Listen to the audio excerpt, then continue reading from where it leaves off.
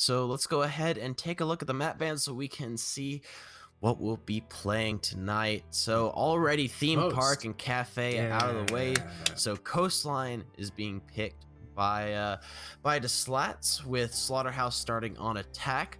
Clubhouse being picked subsequently by Slaughterhouse, with the Slats opting to start on defense. Villa Consulate banned out, with Oregon being left as our decider match.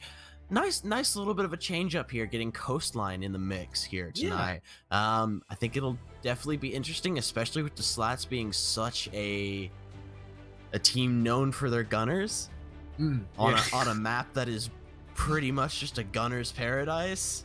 Now they aren't starting on attack, and they can't be nearly as aggressive as they could be, but I still think that's going to be an interesting match to watch up. And Clubhouse as well. I mean, we've seen how Clubhouse has gone across multiple matches. It's honestly, it's kind of a toss-up, but we'll go ahead and get into our first map here of Coastline. Yeah. And it's looking to be a heater. I mean, regardless, I mean, both of these teams, I mean, despite being knocked out first round, I still expect some good things from this matchup. Yeah. And of course, the Slats have previously played Clubhouse, which will be our second map, and they actually got slammed 7-2 by Honor. So we'll see if they can make better work. But until we get to there, we'll have to go through Coastline. Like you said, the Slats a team known for its gunners and a team with a lot of support just because they were popular names around the T3. I know like Joe, the Joe boys and the Slats, a lot of T3 are like, locked together. Mm-hmm. Well, you guys can't see what I'm doing, but they're locked together. And Ace will be the first band from the Slats not wanting to deal with that pretty frag heavy hard breacher, and Slaughterhouse taking out Dokkaebi. Hmm. I don't know if there are any really proficient Dokkaebi players on the Slats. I mean, we all know the clip of Geo whiffing his entire SMG 12 mag on border back in a match in season 11, but since then I don't think I've seen a lot of those players pick up Dokkaebi, so maybe that's a comfort band from Slaughterhouse. It's definitely an interesting one, and then Valkyrie and Mira being very, very standard for Coast.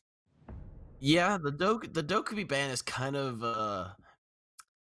it's kind of throwing me for a loop. I'm not gonna lie, that's kind of throwing me for a loop here. I am not seeing the purpose of it whatsoever. Maybe it's just like, we don't really have an attacking operator we want to ban, so we'll just get rid of Dokkaebi because no one plays her. Yeah, Is the only real explanation I can come up with for that. But then again, it's kind of like I would rather see them get something rather than nothing. yeah, yeah. I mean, I guess it's better than no ban. Yeah. It's gonna be on Hookah is where they'll have to attack first, and already Slaughterhouse are gonna take a little bit of an unorthodox setup, namely with the Finka. Namely with Finka with hard breach charge and not frag grenades, instead And of the taking the hard breach LMG. charge. Yeah, well, Finka LMG slaps. Don't ever diss that. I'm not dissing But it. I'm saying what's also interesting is that they're dropping the frag grenades on Finka so they can take flashes on Lion, because Lion also has a hard breach charge. I guess they're kind of putting the burn up above the nades, which I guess it kind of makes sense because you got the two shields you got the shield on the side of the smoke, you got the three banshees, the two evil eyes from Malusi and Grave. Oh, okay. Actually, wait. Cartley. Is that Cartley? Hmm? I think Cartley is subbing in for Milano. Because if you didn't know, Cartley's name is Geggy, Geguardo. So Graveyard Geg. I believe that is actually Cartley. I don't know if Crater, our producer, can get a confirmation on that, but for now, I'm going to assume that is Cartley and be calling him as such. Also, I know Obs Magobs is in chat, so yeah, I wouldn't be surprised if that's Cartley. Cartley's a gunner. I would never doubt Cartley. Yeah, in my life, I would be Cartley, afraid to doubt Cartley. Cartley's huge. Yeah, no, I absolutely, I absolutely will not. I mean, everything I've seen from Cartley, gosh, when did we first see him? First, Oh, he's been around for a while. I mean, he's been around since, I mean, both you and I started casting. My first cast with Cartley was back on the old Carnage Gaming roster with Lava. Yes. Yeah. That was where I remember seeing it. That was Shout actually both. Yeah, that was Exo. That was a long time ago. That was Tumulus. That was at least a year. Yeah. I love them all. They're all 18 now, so maybe we'll see them in CL too. But for now, the Slaughterhouse push seems to be coming from Aqua, and you see players stacked up in VIP as well. Now, what a lot of teams will do is they'll open up that VIP wall. That's probably where Prompted has put his hard breach charge, just to cut off the crossfire in the middle of Billiards. A C4 was tossed up, will not hit, so Valor will be pretty much just a body downstairs now. Another C4 coming up from Raffi, and that will not land either. All of the denial they had below has just been expended, and Geo only has 2 gas canisters left too. I'm not quite sure what the calls were with those, because they didn't really have intel, I guess. I mean, there's a Maestro up, but I would assume the Evil Eye has been taken care of, so that's a bit unfortunate for the C4s. Yeah, definitely. I mean, getting rid of all that denial and just vertical play potential that quickly is gonna hurt. But Valor is just gonna go ahead and slam Tom into the ground there, just slowly creeping up the stairs. And Tom decides to peek at the wrong time. They did drop the diffuser, but they will be able to get it right back into safe hands. But with 40 seconds left, they've got to make some moves here if they really want, if they still want to take this round, because I mean, they've still got a pretty good hold on this. There's Raffi able to take down Varos as well, putting it down to it. Okay, wow, there's 4 kills in the span a team of ace. 3 seconds. Yeah, that was a team ace. Wow. Okay, so everything was kind of slowed down a little bit there. You know, all of the Slatts' denial from below failed. Valor, I guess, is able to sneak up luggage, get the first pick, and Slaughterhouse go for a gambit play. They trigger the Finka boost, try to push down the hallway and into Billiards. I got 1 guy in, I think 2 in Billiards, 2 in the hallway by VIP, and everyone got crushed.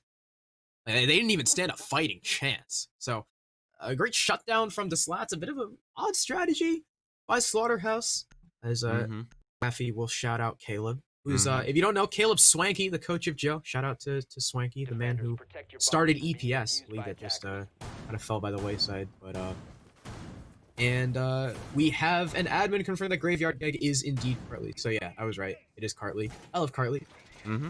Good old Geguardo.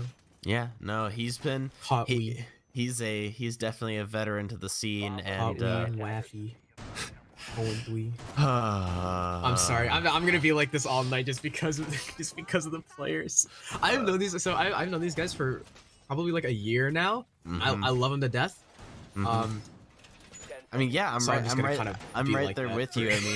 I'm right there with you. I mean, we've been casting these guys for a long time back since we got our start, and I mean, yeah. No, I mean, I understand the sentiment, but good Lord, Crow. It's like our good friend Adam Jazzman says, Valor, and here's the spawn peak. Clicks. Fairly aggressive, will be unable to smoke anyone for now, but Prompted himself will get smoked. Down on the floor, not sure by what. Whether or not that was, I heard a gun going off that sounded like either the Commando or the Jaeger, and because Mozzie was all the way over by Aqua, I'm gonna assume Valor was on the pool spawn peak and was able to down Prompted. So Prompted, it's great that he wasn't confirmed, so, you know, good job to be able to crawl to safety, and you'll stay at the 5v5, although that's still damage done, and that's your primary diffuse carrier, now all that more vulnerable to the toxic gas grenades, the evil eyes, and any C4. Yeah, Prompted being down that low, and especially with not using any of his utilities so far, it's going to put Slaughterhouse at a little bit of a disadvantage in terms of not even just man count, but as well as just utility-wise, because pretty much a bullet from just about anything will take down Prompted here, and again, with all 3 of those X-Kairos charges in his back pocket, that's really going to hurt Slaughterhouse if he goes down. Varos there taking quite a bit of damage as well from the Sunrise stairs, as Valor is sitting down below looking to contest. C4 goes up from Geo, does not connect, unfortunately. That drone as well that we saw being spectated was actually Clix's. That is a Mozzie-pested drone that has survived. So it's a lot of good intel being gathered by Clix. And now that the sledge is going upstairs, in penthouse, doing the work on the floor with his sledge. Clicks could likely find a C4 kill, as, you know, it's a very vulnerable position for the sledge to be in, and he'll get blown up, and then Raffi will finish off the kill for the first frag this round. Raffi on the SAS operator on the smoke. Very influential operator, taking away his CTU counterpart. So now you've knocked off the main soft destruction and shut down a lot of that pressure above. Yeah, and it's definitely going to be a lot harder. The only real way they can get things done is with Ashes. If Ashes is able to get upstairs, they can still make a lot of headway in terms of vertical control. And it looks like that's exactly what they're going to have. 2 impacts and 2 breaching charges that they can use to try and open up and get more control over this site. Right now, Slaughterhouse just kind of a little bit stalled out. They've got someone upstairs just kind of staring through the holes, fishing for a kill. They're kind of wary about pushing through the service door, as Prompted is very low on HP. There's a gas canister coming out just to stall the attack even more. There's only 20 seconds left, and he's still got 2 in his pocket. He can effectively lock off that tiny doorway for the rest of the round. Here's the swing from the Maestro. Somehow Cartley loses that. Push out from Geo will find the trade, and the diffuser is going down. The smoke grenade is not far enough on the doorway, but the swing from Geo finds its mark. Plant has been denied. Ashes has been denied. It's Tom in a 1v4, and he's got no time because he was just chilling upstairs, essentially not really doing much with the holes that were given to him by the sledge. It'll be another round for Slats as they string 2 defenses in a row. I'm noticing very quickly a trend that I've seen in some teams before, is that as soon as they lose a player, as soon as a part of their strategy falls through, they just stall out. They have it. They're having trouble finding a way to work around that pitfall, that losing a player and losing a part of your strategy. Because Varos on that sledge, especially taking kitchen, he's a big part of that. He's absolutely a big part of that. Getting that vertical control is so very important on that site. So losing that, I mean, it's a huge blow. Yeah. So it's definitely understandable them stalling out a little bit, but I mean, stalling out for almost a full minute after losing him is really what I felt like hurt them, because they did not have enough time to properly clear anyone out. They didn't have any time to properly drone. They didn't have any time to really do anything except for run in and plant, which ended up with Prompted dead with the diffuser stuck inside of service. The other thing too is, you know, what a lot of younger teams kind of do is, once they lose that soft breach, or even if the soft breach isn't doing much, if they can't find a pick using the vertical play, they stall out.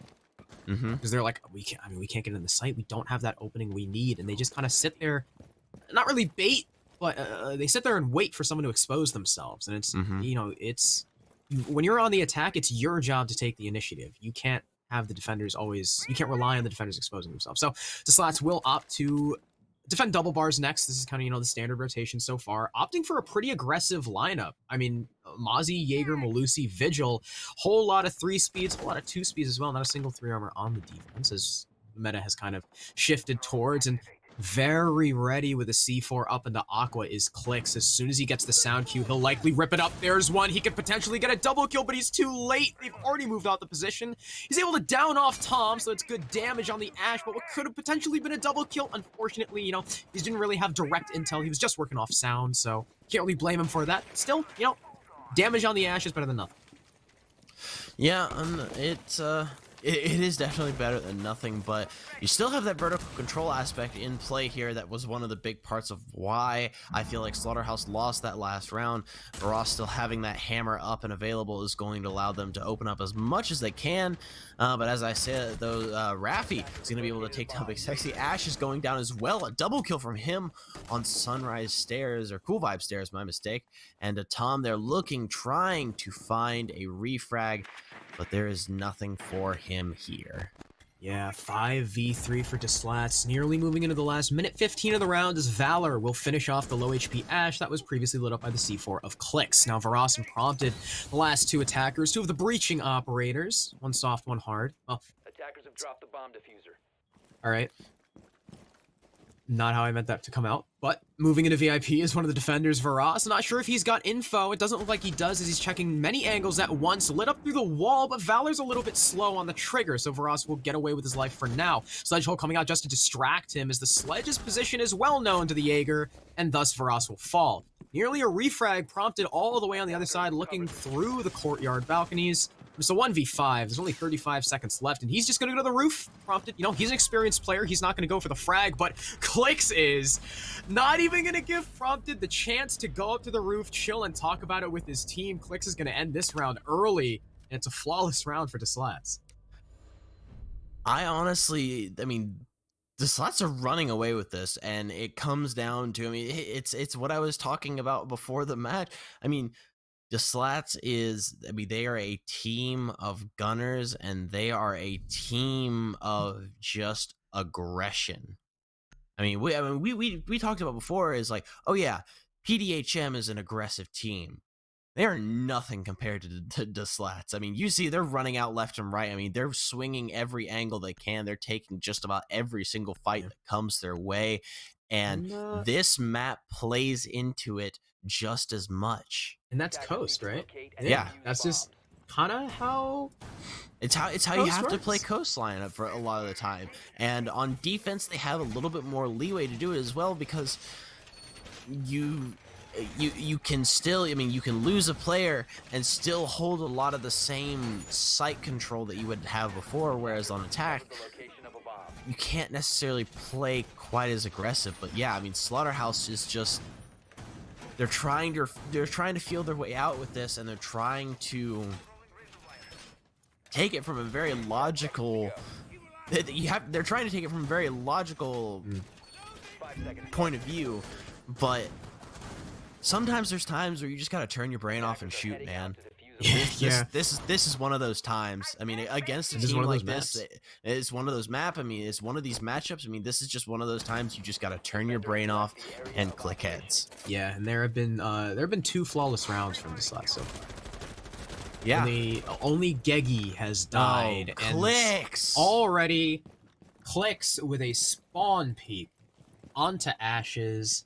Down goes the Zofia, and this is worrying from Slaughterhouse so far. I really hoped they were going to have a better showing against the Slats. Now, of course, the Slats are playing very aggro, and this is their map pick. I think at this point, unless the Slaughterhouse turn it around on their defense, I think this map already goes the way of the Slats. Yeah. Like, I like to give teams a fighting chance, but at this point, I'm already kind of writing it off, and, it even more so as Valor just gets that double behind the reception counter. Varas finally does get a refrag, so he'll deny the flawless round. Clicks is on the floor. Here's the rush from the line. Big Sexy trying to pick up some semblance of a refrag, but Valor's backing off. He's playing it safe. He might even be able to revive Clicks. Attackers recovered the bomb diffuser. Nope. He's gonna leave Clicks for dead. Alright, so Valor, Cartley, and Geo, the last couple operators of Varas, will finish off Clicks and end his misery with a frag grenade. A whole minute 40 left. Slaughterhouse do have time on their side. They just need to try and gather themselves to finally take a round off the Slats and shake their confidence. Yeah, and it's gonna take a lot. There's a lot of utility they have to clear as well. You see Varas there starting to get the barbed wire, but there's plenty going up those stairs, so they will know exactly where he is if he tries to come up those stairs. Big Sexy coming up on the outside as well. It's not going to make too much of a difference because they have plenty of ways to hold that down. You see Geggy there is just holding it as close as he can. The second he sees the slightest inkling of his barrel, yep, there it goes. And that is Cartley going to finish it off. And that is the Slats taking round number 4 in a row.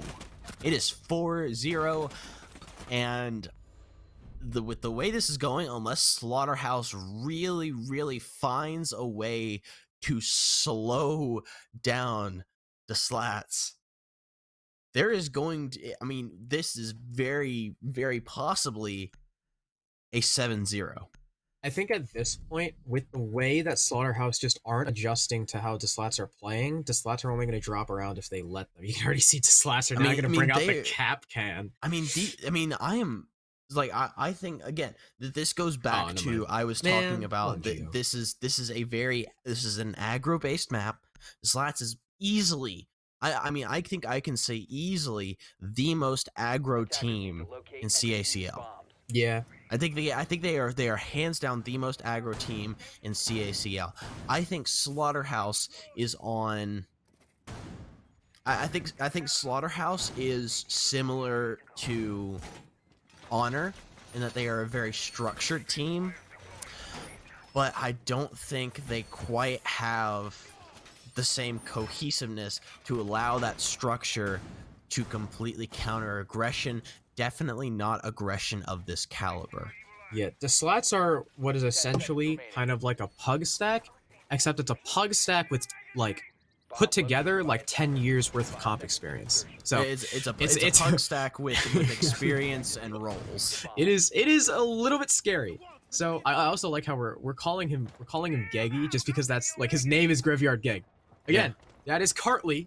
Cartley's nickname is Geggy. That comes from his first name. And it just so happens that his name is not Cartley, it's Graveyard Geg. So if we ever keep calling him Geggy, you know, that's why his name, because in the heat of the moment, we just look at their names and that's the first thing that pops up. So, Slats on the 4-0 streak. Will they be stopped? Momentum is unequivocally, inarguably, and undoubtedly in their favor. So, we'll see if Slaughterhouse are able to take a round back, stop the streak, prevent it from being 5-0. I think Clicks accidentally just shot that drone as his best captured it, so that's a little bit unfortunate, but hey, drone denial is drone denial.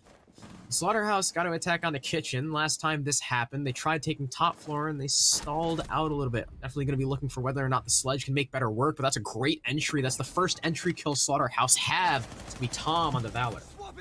Yeah, and wow. Clicks is just going to spray through the bar wall and take out Tom there as a quick refrag. And he prompted outside trying to spray back, but he can't connect any shots at all, unfortunately. So it is now an even 4v4 now. We'll see what Slaughterhouse is going to do. They still have to come into the kitchen. You've got two people. You've got Geo, and I believe that's Raffi sitting inside of sight as well, holding it down as tight as they can. There's Raffi going to get a kill with the SMG-11 onto Varos. That is going to be your IQ down and out. Now a 3v4 still in favor of the Slats. Yeah, so far, Big Sexy, Ashes, and Prompted fairly separated. You got Big Sexy in blue, Ashes and Sunrise, and Prompted all the way, well, previously by the front door. I'm not really sure if he's rotated out. I don't exactly see his silhouette, so I'm going to assume he's kind of been regrouping with his team. Someone over by the attackers will regroup inside of Sunrise. That's a great shot on the Geo. Down goes the Malusi, trying to pressure up Cool Vibe stairs as that's where the Jackal tracks are coming out. Clicks running away from that. Prompted might be there to catch him, though. Prompted, it looks like, has fallen off. We're back to an even 3v3, only diffuser control is not in the hands of the attackers. It's dropped, I think, over by Blue Bar. You don't have a lot of control to speak of as well. Big Sexy is on the sledge. I'm not sure why Big Sexy hasn't rotated upstairs. I guess they just don't want to clear out Clicks, but as I say that, Ashes will do just that. Clicks will fall. Now the entire top floor is up for grabs, but there's only 35 seconds left. I don't think Big Sexy wants to make the time commitment to go up there, use the sledgehammer, and just rely on Ashes and Prompted to fight the 2v2 down on site, because essentially, I mean, Big Sexy won't be able to help if he's too busy watching through the floor.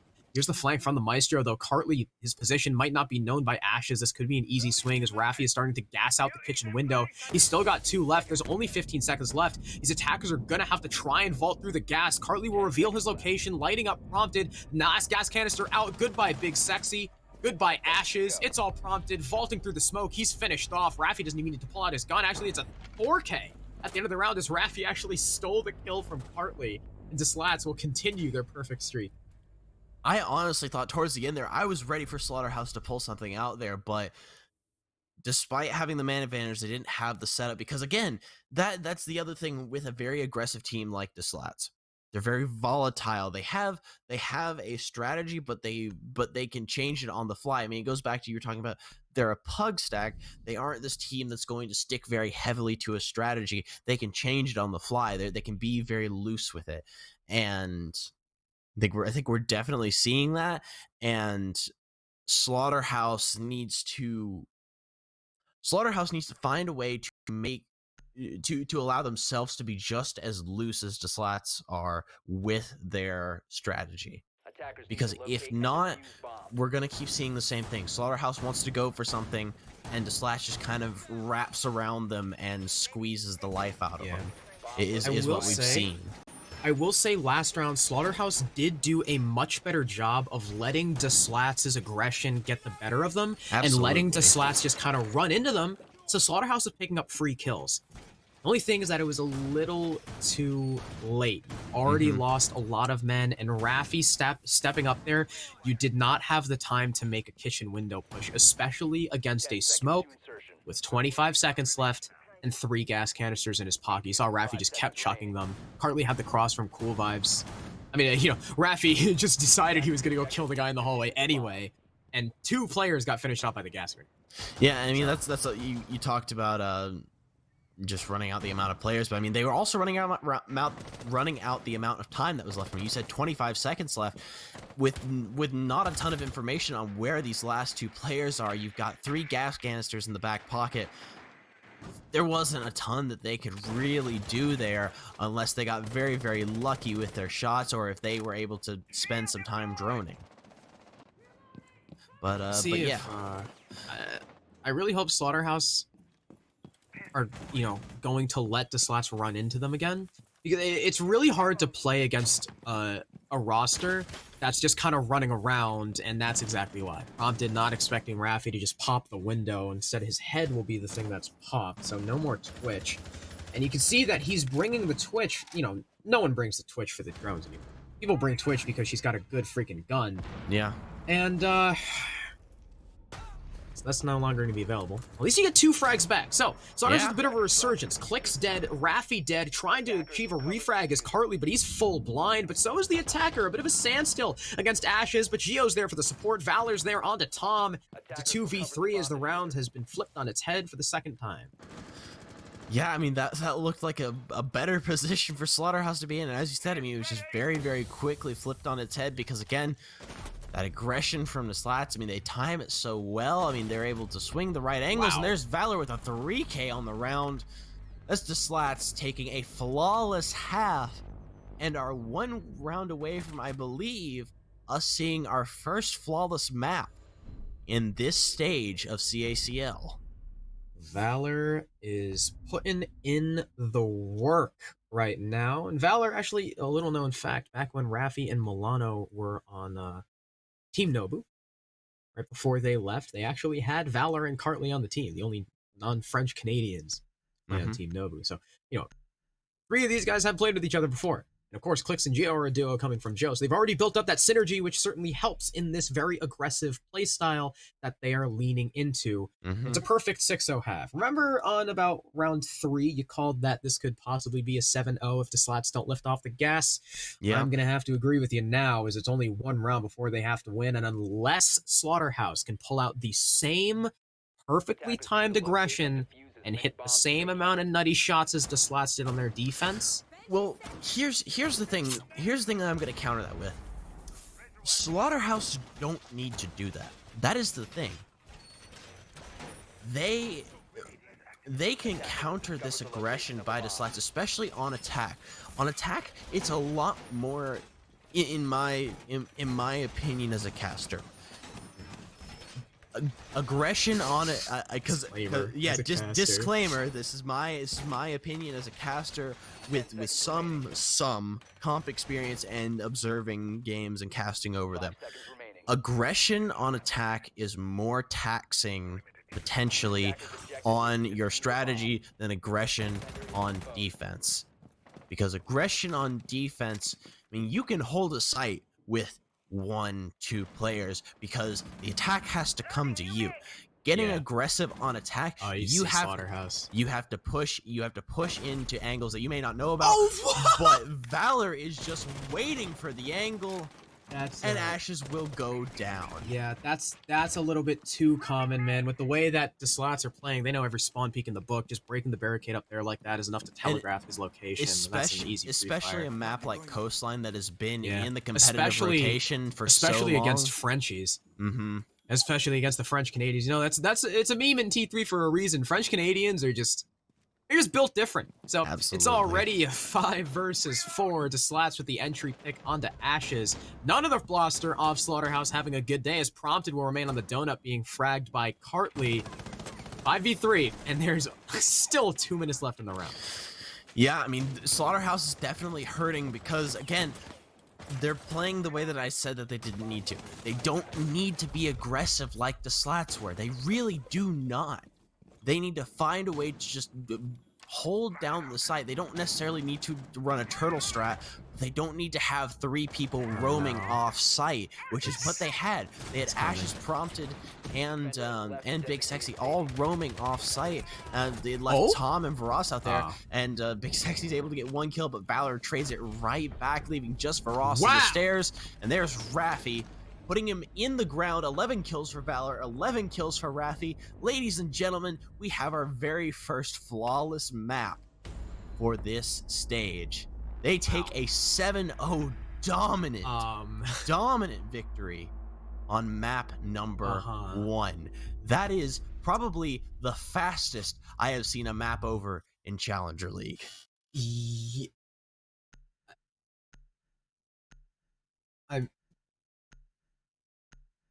Yeah. Yeah. That wasn't even those rounds felt like they were over in a matter of seconds. Like they were like a minute and a half, 2-minute rounds. Just because of how Crater just said the replays with how they play that is more like a frag montage at this point. I mean, yeah.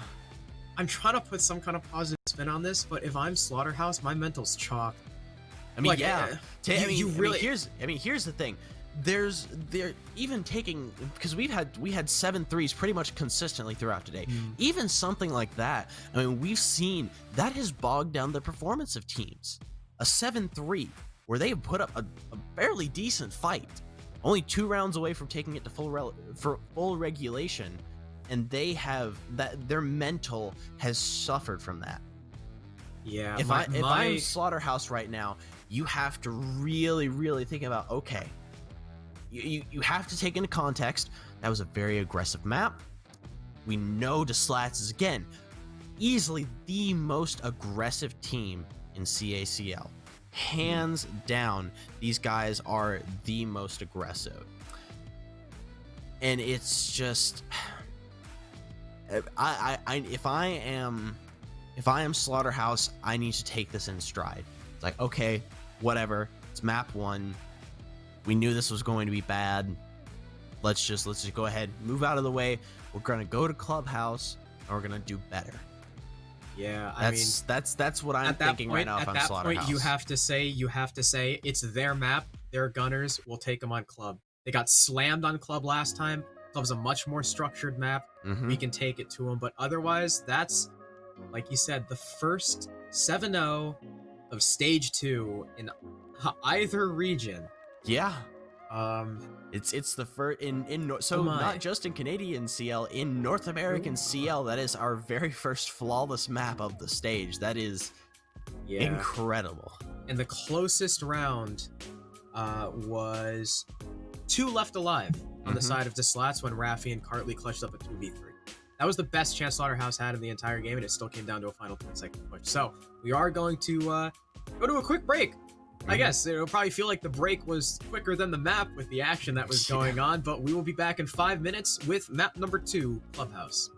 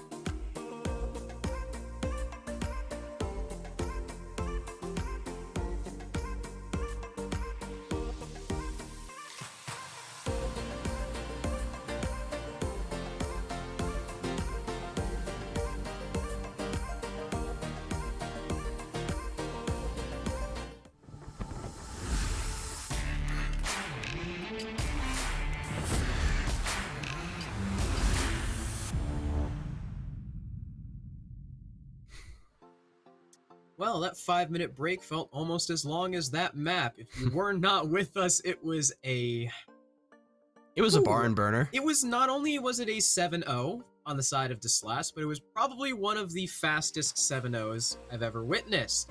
Two different players, Valor and Raffi, both dropping 11 kills in 7 rounds, and unfortunately, Slaughterhouse only having a combined 9. I believe prompted actually dropping donuts. So that's the Slatts map. If you're Slaughterhouse, you got to think to yourself, all right, let's not let it get us down. You know, we still got our map. We've still got Clubhouse. We've still got a relatively structured map that the Slatts, at least you'd hope, will be able to run around and do whatever they want on. But I've seen some pretty crazy stuff happen on Clubhouse, and I wonder if the Slatts are going to take a similar philosophy despite the difference in play style, difference in typical play style of the maps. Yeah, and again, this is where I'm going to come back to. I don't want the Slatts are starting out on defense once again, and if I'm so Slaughterhouse didn't have an opportunity to choose that this time. They had an opportunity on Coastline, and I'm surprised they didn't opt to go for defense first, especially knowing how the Slatts play. But it's in the past now. Here now it goes back to what I was talking about on the first map. It's less taxing to be aggressive on defense than it is on offense. So I think we're going to see very similar aggression here during this first half from the Slatts, unless they decide, screw it, we're going full structure, we're running strats, we're doing all this, and we're going to make sure that we stop these guys in their tracks rather than just, hey, we're going to run at them and hope we click their head right. Yeah, and the ban so far reflecting a pretty stark contrast to the playstyle of Coastline. Maverick and Thatcher both off the board, thus Kaid will fall next, and of course Mira being the comfort ban for Slatts, as Mira is one of those operators that can really hamper your aggressive attacking playstyle. I'm interested to see how how Slatts transfer that aggression onto a map where you need hard breach. I mean, that's kind of one of the biggest differences that makes Clubhouse such a slower map or really that makes Coastline such a faster paced map. You don't need hard breach. You just kind of walk in with what you got. It's going to be church first for Slatts. So far, not too aggressive, right? I mean, all right. No, they brought Valkyrie. You've got Malusi, Jaeger, and Valkyrie that can all. Yeah, I had hope with the castle. Hard roamer. Yeah, no. And I feel like the castle was probably a little bit of a bait on their side to maybe think, hey, they're gonna play this a little bit slower and give Slaughterhouse maybe a better sense of hey, we don't have to worry as much. But I will say, the reinforcement wise, I mean, this feels like a pretty standard church hold. I mean, there's nothing that I'm seeing that's necessarily out of the ordinary. I mean, they're reinforcing kitchen hatch and bar hatch, which is pretty much the way it goes. It looks like Geo is probably going to be sitting back behind the generator there. Geo or someone is going to be sitting behind the generator. If I had to guess, actually, it's probably going to be Cartley. That's typically where the Jaeger sits. Yeah, Jaeger pretty much always behind generator, stacked up with ADSs. You're just not bringing Wamai. Wamai can sometimes help with that, of course. If the Slatts are playing for a more aggro setup, they're not necessarily going to be playing for the utility burn. Not sure if there are any roamers on the Slatts. Judging by the fuzzy silhouettes we've got, I don't think there are any. Varas clearing from over by strip side, and yes, all 5 of the defenders are downstairs. Wow! All 5 of the defenders are down on site. Well, with the exception of Valor. I think they're playing. I think they're playing this a little bit more conservatively because this is maybe not a map they're as comfortable on. Because I mean, Coastline was their map pick. That is a map that they know, and they know they can just run around on and kill people. And this one, they may feel like, all right, we need to take this a little bit slower. We don't need to be just all the way to the wall aggressive here. And we can tone it back a little bit. We can try and run a few strats on them rather than just run around and kill everyone. Yeah, well, we'll see if the Slatts strats are up to par. Moto hatch has been opened by the attack, and there's a Valk cam going down inside of kitchen, so no more free intel for C4s for Slats, as Valor still playing from below. Oh, here's the lineup for the C4. He's got the cam down on main stairs, and he is just waiting for someone to come. There's a drone coming in from Moto, and he's scared right now, at least for the moment, that if he stays on the cam, someone could possibly push from Moto. He heard the drop from Prompted, and that's the drone confirming Valor's position, maybe making way for the push. Now, inside of blue, Cartley does have the Swiss cheese wall, and he can hold off that doorway. Gio's still playing out of the kitchen hatch. The kitchen hatch remaining closed. Might be a little bit worrisome, but no! Valor's gonna miss the C4. He can't pick it back up. That is so unfortunate. That could have been a free kill on the main stairs, but Valor's just gonna whiff it. Yeah, unfortunately, that is going to hurt. And as the vertical controls open up, Gio is looking to try and get into it. It looks like a suppressor. Yeah, he's running a suppressor. That's interesting. Interesting, but there's Prompted able to get his first kill in this match as he takes down Valor, as the Valkyrie going to be going down before she's able to have really any impact on the round, but cams are still up. She can still do some work through that, but through the floor, Gio will see, I believe that was Varos there, and will be able to, actually no, not get the kill through the floor, as that is Cartley who will get the kill there. Prompted, though, is able to get the plant down back behind Black Box because they were just able to open up the wall and there was no contention, and they're all just going to be funneling in towards him. Oh, Gio there with a nice frag, felling the planter, but he and Raffi are both very lit up. Big Sexy taking well advantage of that. Goodbye, Gio. Raffi trying to challenge the hatch next, but Hibana is playing it safe. Smoke canister down on main stairs might prevent the main player from trying to aggress, but there's the player on Moto, dropping down. There's the swing for the sludge. They actually lose it, but there's the refrag from Big Sexy. A great try by Raffi, but Slaughterhouse will win their first round of the series, and it'll come on an attack on the church. Yeah, that is already a better sign for Slaughterhouse, if we're taking last map as any sort of indication. I mean, them taking a single round is better than what we saw last time. I mean, this is where I feel like this goes back to what I was saying. Clubhouse is a more structured map. This is where I think Slaughterhouse is going to excel a little bit more than the Slats. While, I mean, yes, I mean, they are incredible. There's incredible gun skill with these players. When it comes down to pure structure, I think Slaughterhouse has them beat hands down. Yeah, I would imagine so. The Slats are going to try again. Church. I was surprised by the fact that it actually did come down to a 1v1. Raffi very nearly taking. I think if Raffi had more HP, he could have played that definitely a lot more aggressively. We've been able to frag out there at the end, but unfortunately, he will only be able to find 2 kills. So Slats will try again. Slaughterhouse played that really well. They had all the control they needed. Of course, Gio whiffing his shots on the sledge certainly helped. Tom was able to flush out any of those back armory players, and there was really no plant denial. I guess Raffi not aware that the plant was going down, so he couldn't use any of the gas canisters. Maybe they were playing for a retake. I'm not sure, but either way, it's a great start for Slaughterhouse. You know, maybe bring their mental back up after the 7-0 loss. Maybe it didn't affect them either way. You know, Prompted is a very experienced player. He's likely experienced, you know, down bad situations like that before. He's just trying to rally his team back and say, boys, no, that's an outlier. You know, that is not an accurate representation of our skill, and we can take them on Clubhouse. This is our map. We can't let the previous map get them down. Absolutely. And I definitely think as well the fact that it was coastline and you're going up against, again, I'm gonna say it so many times tonight, the most aggressive team in Canadian Challenger League. I mean, and it's on coastline of all places. If you're a very structured team and you're not prepared to just out aim and outgun and outswing the opponent, then you are not going to win against them. It's swing or be swung in NA. That's how NA works. Pretty much. I mean, not even. I think you can really narrow that down even more to just Canada. Yeah.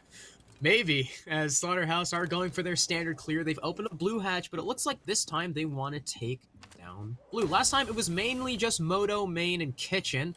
Now they're actually trying to take Cartley out of behind generator. He'll fall back pretty early, only half the round so far, and he'll already reposition inside of Church. He'll be back in blue. Maybe going for the ADS trick, I'm not sure, as 2 of them are burnt. 1 of them is still up, so all 3 ADS is dedicated to his position. A bit of a selfish Jaeger, if I do say so myself. And there's 1 impact, is a little bit of damage, maybe even catching the ADS. I mean, interesting if it was able to destroy it. But on the swing, Tom tries to drop, is dropped himself. Prompted trying to swing, Moto will be down. No recovery. Varas finished off by Raffi. It's a 4 versus 2. This push has not worked. They tried to play the fast-paced style against a fast-paced team, and they will pay the price to Slatts. Round number 2. Yeah, I mean, this is they're starting to come back a little bit. They weren't able. Slaughterhouse wasn't able to do the same thing twice. I think that is something. Is the Slatts is going to. I think they're going to adapt because of the fact of just they're kind of the same type as Prompted. They have a lot of competitive experience. They're very experienced when it comes to this type of play. And I think they will, I mean, every single person on this roster, they're going to know, all right, that didn't work. Let's change things up a little bit. If something works, they're going to keep doing it. That's the way they are. But if something doesn't work, they're going to be very quick to change it. And that's what we saw. And I think now they're going to be heading here. And I'm already seeing just in the op picks, they're playing a little bit more of a conservative game than before. You've got a Goyo, you've got a Wamai, and you've got a Maestro. I mean, all of those, I mean, are play not necessarily very static, but they aren't they aren't just going to be running around the entire map left and right, just looking to click on heads. Valor is really the only one who can do that. Clicks potentially, but as a bandit, especially here on CCTV Cache, you're going to need to be a little bit more active in the site. Yeah, CCTV Cache also tends to play a little bit, you can get a little bit more aggressive on it than I think you can in Church. Of course, it's still very hard breach centric. Slaughterhouse bringing both the Ace and the Hibana, probably going to be going for the main breach construction push, I would imagine, with their lineup. They don't have Capitao, they really don't have much to be able to flush a player out of rafters, so I assume it'll be through construction. Raffi playing TCSG Goyo. Relatively rare sight. A relatively rare sight nowadays, and Bandit tricking the wall is Clicks, waiting for that sound cue, but of course Ace is a little bit too fast to Bandit trick accurately, and unfortunately he will be stunned by the Zofia, and he'll get flushed out, so the Ace will be successful. Yeah, and they placed them just low enough so that even crouching below that wall, they would have been able to see him if he still tried to bandit trick it. So that was a really nice play by the Ace. They are on the side of Prompted. And with that, they will have control of the entire CCTV wall and not just one of the panels. And that will make things a lot easier for getting control over the site. The next thing they got to deal with here is the shield in the way of Clicks. They're going to go ahead and burn out that ADS, and I'm assuming the next thing, yep, it'll be that impact nade from Ashes is going to take out that Goyo shield. And construction has been vacated, so yes, it is a construction push. Raffi, of course, is playing from below. He's got the stage hatch open, so he can lob a C4 up there, even take the hard breach off the wall, but of course, before he can take the hard breach off the wall, Slaughterhouse have to get the wall denial off said wall. They'll just shoot above to make way for the frag grenade from Tom. This is Raffi's perfect time to strike. Doesn't want to make too much noise. Doesn't look like the attackers know he's there. Someone is watching the hatch. The sledge will go to work and just hammer out the wall to make it a little bit more difficult for the defense to impact trick. Raffi may have just been exposed to that angle there as Clicks will take a lot of damage. Raffi exposes himself. He can't win the fight against Prompted just yet. And he will have to fall off the angle, so no more denial through that hatch as Geo goes down to Varas, the opening pick, coming the way of Slaughterhouse. And it's a 5v4, 50 seconds left. Slaughterhouse have a bit of control. They have the main breach open, and they're starting to open construction. But there's 2 Slatts players off-site. Raffi's back on red stairs. Valor's still downstairs. Hartley's inside of garage, and Clicks is still below playing for the C4. Clicks is in a pivotal position. He needs to land this C4 when the push starts to come down. Otherwise, his teammates on site could be suffocated. The rest of Slaughterhouse so far, they've slowed down. They don't want to rush themselves. They don't want to throw away the advantage that they've worked so hard to attain. If they rush themselves without proper intel, they could find themselves in the wrong side of a gun barrel. Raffi's still holding on the long angle with the TCSG. One tap could put a couple of these players down, but Varas will get his second moving in. He denies the C4 from below. Raffi wins this fight, but there's trades going the way of Slaughterhouse. We're at a 3 versus 2. Where's the plant? Tom can't be denied for now. There's no cover on him, and there's Varas. There's Big Sexy. Slaughterhouse. It's round number 3. Yeah, Slaughterhouse, I mean, again, it's that structure that I feel like is working out to them. And I said that maybe they were dialing back their aggression. There was one thing that I saw from Raffi that that kind of pushed me towards they haven't turned their aggression down at all. When he was below the hatch, he sat there waiting, and instead of sitting there waiting for someone to peek around to him, he shot the wall to try and get them to peek him. That was that one shot from that TCSG into the wall. Did he shoot the wall, or did he shoot an He ace? shot the wall. He didn't shoot. There was not an ace going off. I thought he shot because it was banded and it would have just destroyed the ace. Yeah. So no, he was literally just shooting the wall just to shoot the wall and try and get the attention of the ace. And yeah, I mean that right there has that is just very, very telling of the fact that they are still in that very aggro mindset. And I mean, I definitely think as well that on round 1, the other round that they've lost to Slaughterhouse, they got very, very aggressive in the post plant, and they really did not need to. The smoke that was left over, I can't remember who was playing. I think it was Clicks, maybe. It was either Clicks or Geo playing the smoke on that round, and I mean, just got round 1. Round 1. Oh, Raffi, I was wrong on all accounts. But yeah, I mean, Raffi, he got really, really aggressive in that post plant situation and was just not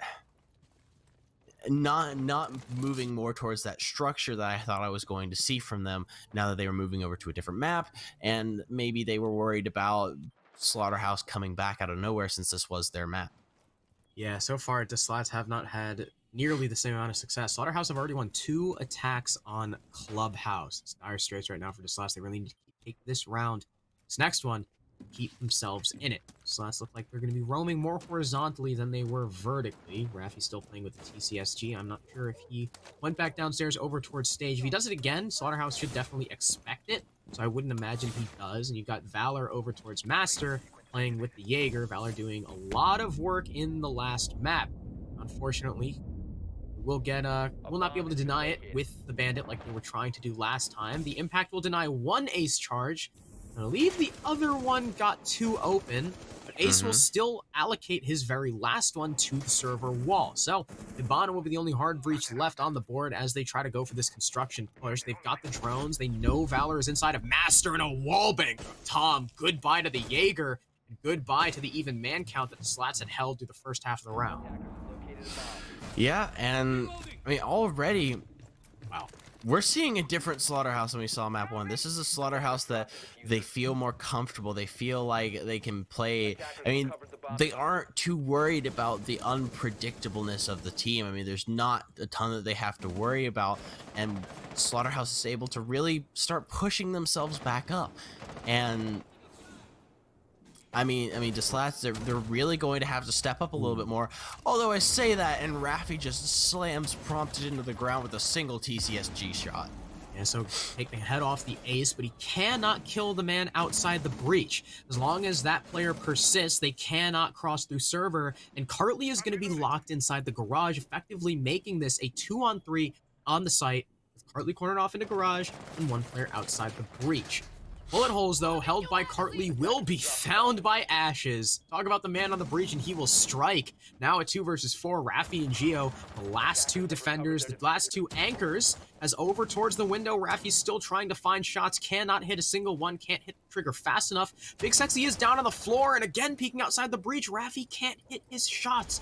Looks like he wants to go downstairs and play for the C4. His Big Sexy is over, I believe, in logistics office. Might be a little bit recoverable, but Raffi trying to challenge the garage door goes down. Now it's the angle from Geo, not working out in his favor. Only does a little bit of chip damage to Varas. On the vault, though, he does find Tom dropping diffuser, but what is he looking at? He finds one, but he can't find the next. Ashes shuts him down. Geo, I don't know what the hell he was trying to do. He like un-ADS'd and almost full sprinted into the doorway, was able to catch the Ash, but could not catch Ashes, and Slaughterhouse will take their second attack in a row. Yeah, unfortunately. And yeah, unfortunately, I mean, the Slats are just kind of falling here. They're really struggling against a very structured team like Slaughterhouse.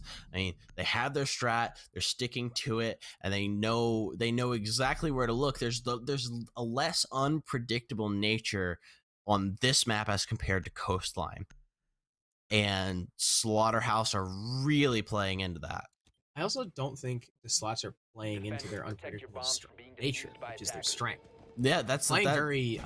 A lot of the stuff they're playing is very default. Yeah, I feel like that's just not them. I think part of that is they probably are not very comfortable on this map. Is kind of what I'm feeling like. Is they aren't very comfortable on this map, so they're just running default stuff.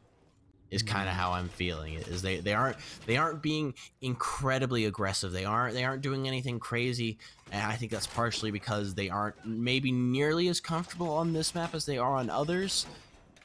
I mean, especially like Coastline. So that's just kind of my theory behind it. I mean, maybe we see something like on I mean, if we head to Cafe, or not Cafe, if we head to Oregon, we may see something different as well on there if they feel maybe a little bit more comfortable on there. But yeah, I don't really have a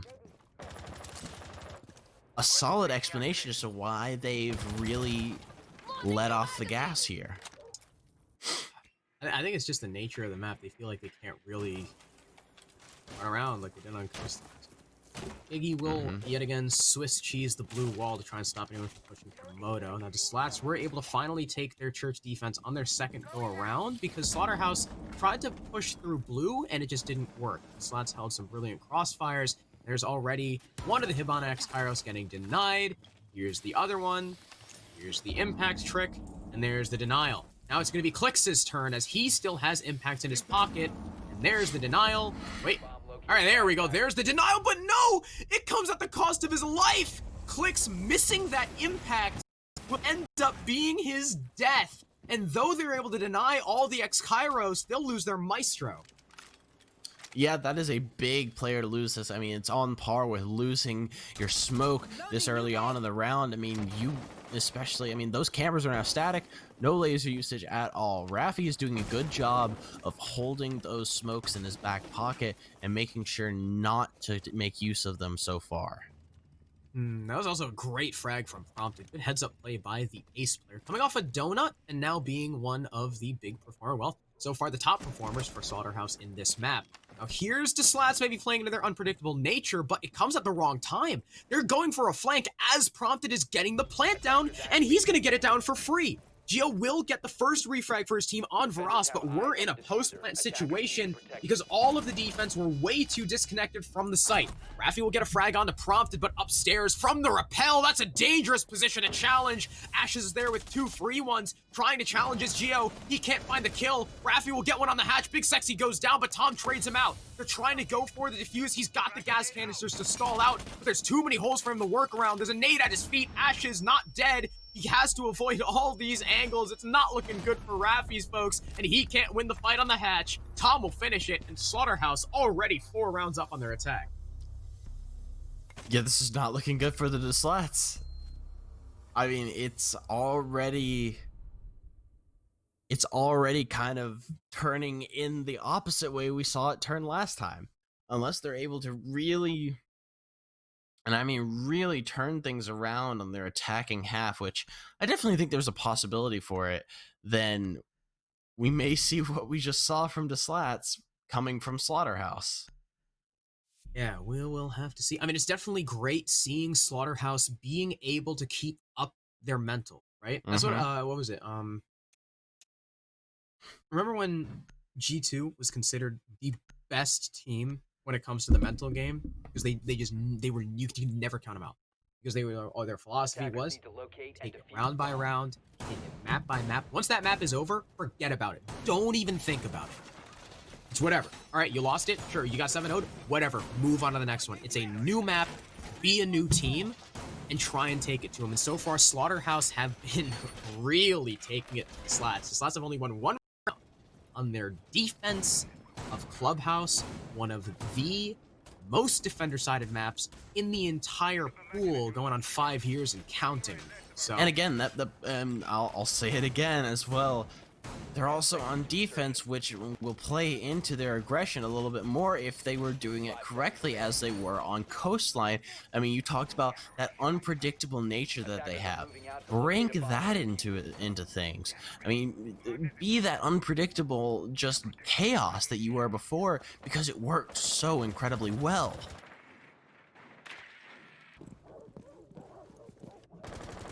see if Slaughterhouse are able to continue as well a successful entry game they've had on this map too, which is stark contrast to Coastline. For the past 3 rounds in a row, it's been Varas, Tom, and Prompted, each to get an opening frag for themselves. Now the Slats are playing on Jim. No luck on Cash, no luck on Church. They'll go to the tertiary. Interesting little defense they have. They've got Castle sitting down below. I'm not sure why Valor is the one off-site, and they've got Cash presence. They've got a shield over towards the construction side of things, and they've got some utility dedicated over there, an ADS, I think a mute jammer too, reinforcements as well. So the Slats looking to hold on to Cash for as long as they can, of course. I'm still not sure what the play is with Valor downstairs. Maybe he's playing for a late flank, like on a guy in stock if they try to do the vertical destruction, or maybe on any player in garage are trying to take Cash. The shield will go down already, so Raffi will lose his cover. He'll have to rotate down to construction, and he will join Valor downstairs. Yeah, so far that was close, but not quite. I mean, so far, I'm just seeing just not only a completely different Slaughterhouse, but a completely different the Slats as well. I mean, they just seem to be trying default strategies out, and that's not their strength. Their strength is not being able to play through default strategies. Their strength is they are very unpredictable, they're very aggro, and I don't feel like they're playing into that enough. No, I don't think they're playing into it at all. The Slats are playing very passively. They're trying to play very structuredly, and Slaughterhouse are picking them apart. Now, Raffi is going to go for the red stairs flank. There's the unpredictability we're talking about. I'm not sure if they had a drone watching it. He'll come up on a couple players over towards the metal balcony.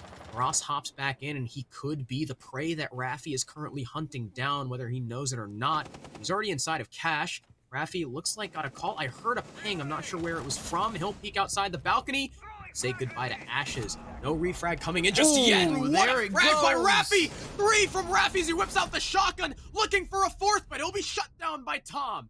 The 2-for-3 trade. The Slats will remain in the advantage. Thanks to a brilliant flank by Raffi up red stairs, finding 3 kills that he probably should not have after that first one. Valor clicks and Geo, all they gotta do is hold down the site. There's the swing from Drio, goodbye Tom. It's Varas on 1 HP. Geo finds the second. 3 for Raffi, 2 for Geo. The Slats with round number 6. There's that unpredictable aggro that we were talking about. I mean, making a flank up red stairs out of nowhere, it's like, okay, they're gonna be up here. They might have flank watch. Whatever. I'm gonna push them. That is the Slats we know. And as well, Geo, I'm gonna swing construction because I know they're back here and I want to kill them. The thing too with Raffi, right? A red flank, if you're taking Cash, a red flank is not like, it's not out of this world. It's not like, what? He flanked red? No. It's like, all right, that's a pretty standard flank. It's the fact that he kills the guy on the balcony with like 5 bullets left in the SMG-11, slams the dude in construction, and has enough time to take out the shotgun before finding a 3rd. Mm-hmm. That was a highlight play there. That goes in the montage if you're Raffi. And now, although that was a brilliant round, and a bit of a resurgence from the Slats, it's still 4-2 in the favor of Slaughterhouse coming off the attack on Clubhouse. Slaughterhouse are in prime position. Only got to win 3 more rounds. The defense should be an easy task.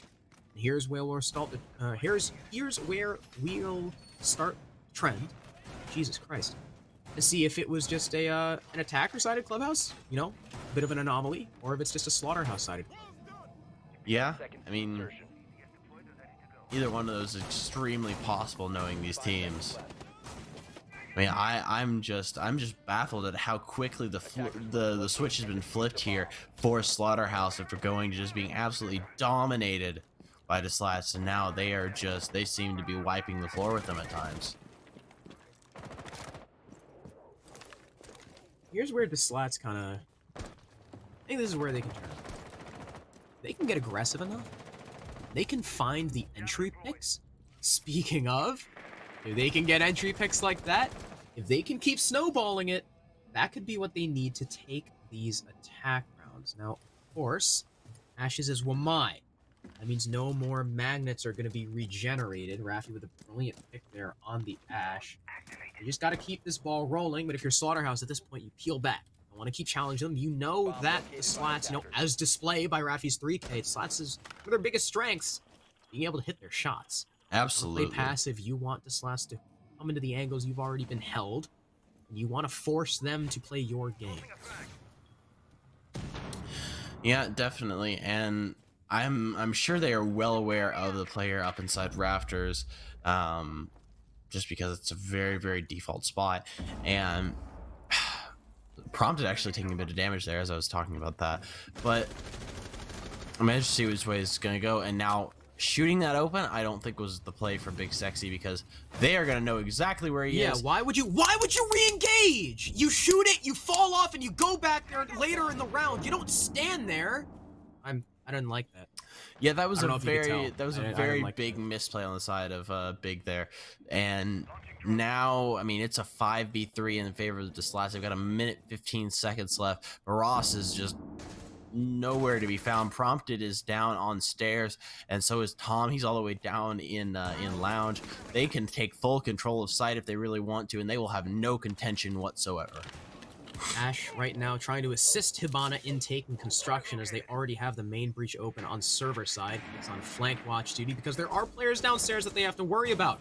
Someone downstairs, it is Tom. He's got the C4, and obviously he's going to be playing for that explosive denial from below. With only 45 seconds left, Slaughterhouse only have a little bit more time to wait out. Gio with a great entry on a Varas, Prompted with a refrag before he's traded out himself. Here's the C4, but they have literally no intel. He's got no clue where to chuck it. It won't find anything, and coming off the cell phone, it's Gio. Final frag to Slatts with round number 7. Yeah, and now we're starting to see this may very potentially just be an attacker-sided clubhouse. It's entirely possible. Perhaps. That would certainly be interesting. It's not normal. Definitely not normal.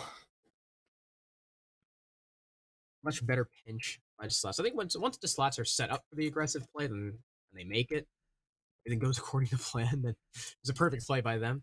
Slaughterhouse looked kind of caught off guard, especially because their downstairs pressure got crushed. It was pretty easy to read that, the mute is going to be offsite playing for that C4 once they droned them out. And you already know that it's going to be, what is essentially a 5v2 on the site. So at that point, just push it. Yeah, absolutely. So one thing I want to see from Slaughterhouse is they need to find a good way to slow down. They need to find a way to slow down the Slatts. They have the smoke, but that's really it. I would have liked to see maybe in lieu of the mute, I would have rather liked to see a lesion, because if you're bringing a mute as a breach denial when you don't have a castle on gym bedroom, I feel like at that point it's nigh pointless, and it's not really breach denial. So I'm thinking I'm thinking, at least in terms of playing against the Slatts and who they are, I think a lesion would have been a little bit more valuable to this operator lineup. Legion's kind of in a weird place. Yeah, I mean, like a if you don't need any other spot filled, why not take him, as Tom will get caught on the main stairs rotate. Wow. That's gotta suck. That's one of those situations where the attacker comes off spawn, does a standard pre-fire through a barricade. You just get caught. That is really unfortunate. Now, smoke displaying there, a lot of people don't know the bathroom floor is actually destructible. You can break that. So, if you ever have trouble clearing out someone out of bathroom, you have like Zofia or Nash or someone with nades, just have your teammate ping it, just go below, and that's a pretty easy clear. A lot of people don't know that. Yeah. Enough. A lot of people didn't know you can plant inside the box on order. That counts as the website. Like on armory lockers. A lot of people don't know that either. Now the Slatts in, yet again, a very early man advantage. So far on both of their attacks, they've been able to slap down one of the defenders. right off rip. Now, at least Ashes is alive, so you still got the Wamai, I guess, but, you know, losing a Wamai is just as bad as losing a Maestro right off.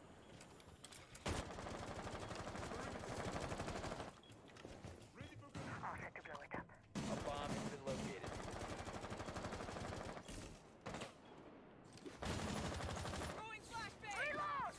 Yeah, what we're looking for right here is a push through jacuzzi wall right here. It looks like a very one-dimensional push. You have one person outside on balcony. They have the hatch open, but all of their pressure is dedicated on this jacuzzi wall, which is going to make this very easy for Slaughterhouse to repel unless they put pressure elsewhere, which they are not currently. Ooh, Grenade nearly getting the smoke, but he's able to get away just in time. Can't get away from clicks. Prompted finds Raffi right after Varas falls. Ashes will go down as well. It's Prompted all alone in a 1v3 after he's able to pick off clicks. The Sledge nearly takes his head off. Very low HP, and he looks too tightly around the corner. Gio on the wide swing. Finish to Slatts' round number 8. And here's the resurgence. It's now 4-4, as the Slatts have answered Slaughterhouse's hat trick with one of their own. Yeah, and now they've pulled themselves up to an even round count, and they've made this a lot more doable. And now, whereas Slaughterhouse need 3 rounds to win, the Slats are in the exact same position.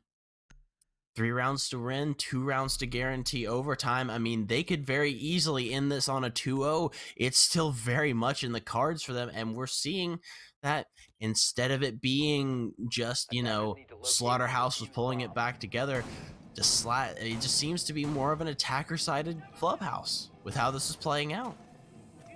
Yeah, which is very, very interesting to see. Okay, so here's the thing about the phenomenon known as the attacker-sided clubhouse. Maverick Thatcher ban. Typically your first reaction is, wow, it's going to be really hard to get the utility off the walls. What are they going to do? And so far, despite that, it's been pretty easy because people have figured out, you know, just go below, clear it. You know, Part so of much that, soft destruction. Part of Just that use as well. nades, Part of that as well is they haven't brought a bandit. Yeah, they haven't brought Bandit. Kite is banned too to answer. They brought Mute, so that's barely wall denial. And the thing about Maverick Thatcher ban too is teams will figure, you know, okay, if we can't clear stuff with Thatcher, we no longer have the Maverick to open hatches and for nades and stuff. It kind of loosens up teams. That's what I've noticed. I don't know why, but I've noticed that the way teams play without a Maverick Thatcher ban, it either becomes way slower or way faster. And so far, both of these teams have taken the faster route. It's like they've loosened up, and they no longer have to worry about too much utility clearing. They just kind of push it and find frags. So far, just Slatts with 3 attacks in a row. Now they're going to have to attack on Church. This is one that Slaughterhouse has not taken them to yet. See how it turns out. So far, Raffi on 12 kills, Gio on 11. No one on Slaughterhouse just eclipsing 10 frags just yet. But unfortunately for Valor, Zofia, or as Adam Jazzman, our good friend, likes to call him, Valor, currently sitting on a donut. Yeah, coming off of 11 kills on Coastline too. I think part of that is Raffi and Gio have just not left any kills for him. Because it seems like he's died pretty much only the rounds that Slaughterhouse have won. So he's been alive, but he just hasn't been able to get any kills because it's just Raffi and Gio taking them all away. And yeah, with that, we see the push coming out from Varas. He was trying to contest people taking Lounge, but he will very quickly fall away from that as Gio is looking to get this top floor control here, and will do so without contest, it seems. Ashes is on Vigil. Playing that aggressive role. He's already taken a little bit of damage as the Sledge will narrowly avoid a C4. Moto hatch is already open thanks to Clix's X-Kairos, of which he no longer has any. So if they want to get that kitchen hatch open, they're going to have to dedicate 2 of Ace's charges, which a lot of people kind of consider to be a little bit of a waste.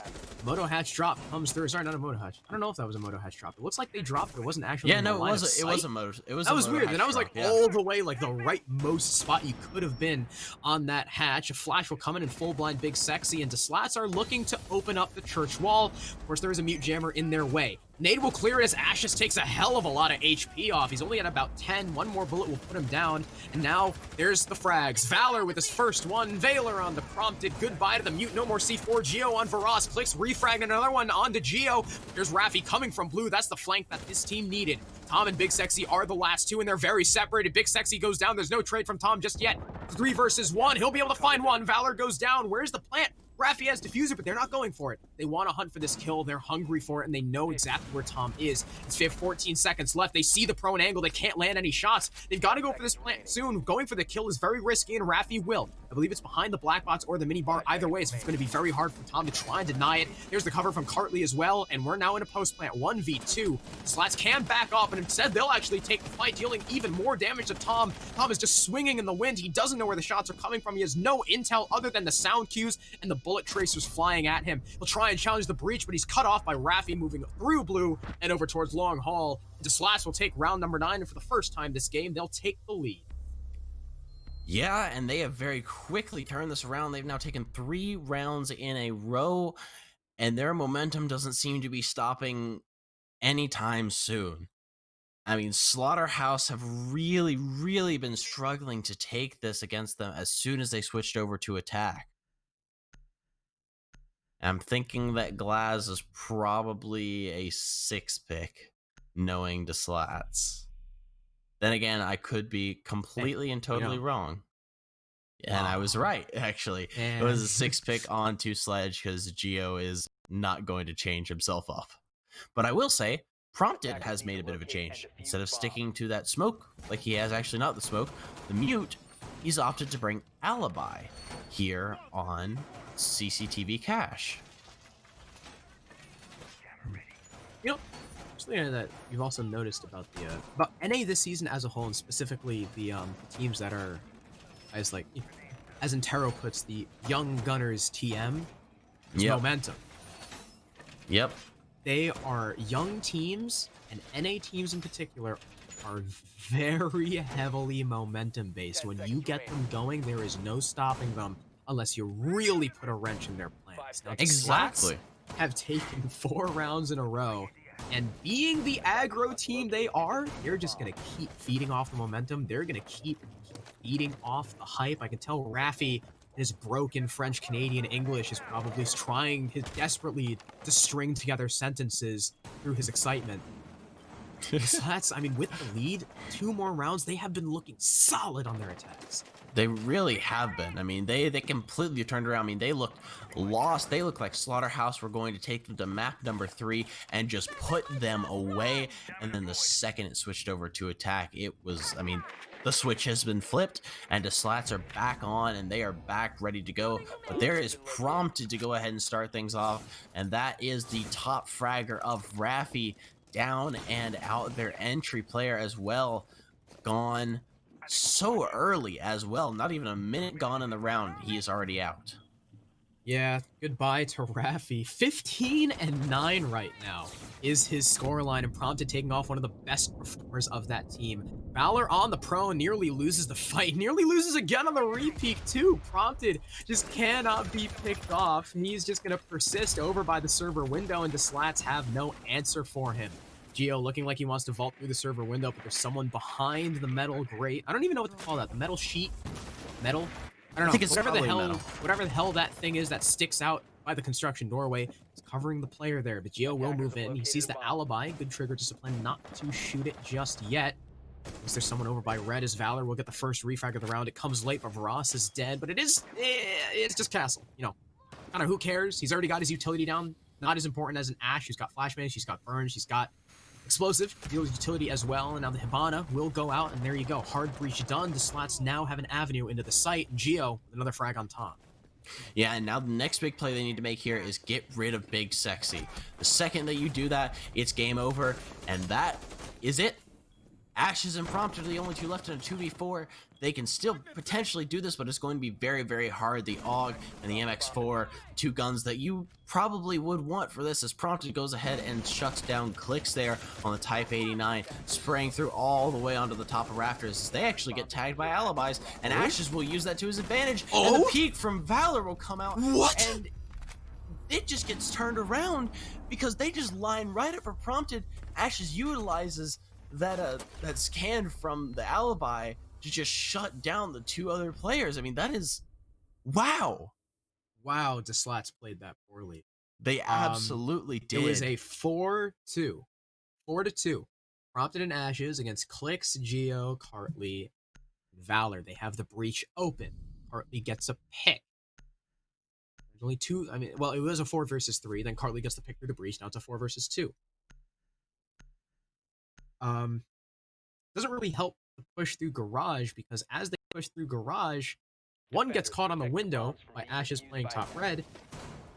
The other gets caught on the rotate by Prompted. There's no refresh. The guy on the breach was way too late. Just kind of dies. That was really a really poorly played execute to Slatts. We were talking about how much momentum they were building up. That's one of those rounds, a 2v4 like that, and you lose it like that. That's one of those rounds where that might, put your hype back down to earth. Yeah, definitely. I mean, it's going to, I think it's definitely going to be just a nice little kickback to reality for them. Just as like, hey, you're not out of the woods yet. You still have 2 more rounds you got to win, and at least 1 if you want to push to overtime. You got to still keep things tight and in there with it. And I think they definitely can, but I mean, Slaughterhouse is looking really, really good still. This is their first defense round they've been able to take, but I mean, they still look really, really solid in how they've been taking this. So, 1 more point. And whoever grabs it, it will be on that point. 1 away from, if it's the Slatts, taking the match. If it's Slaughterhouse, bringing us to map 3. Now, of course, on a gym defense, what do? You hold cash. It's going to be the Wamai of Ashes setting up. What? Shoot the drone. What? Alright.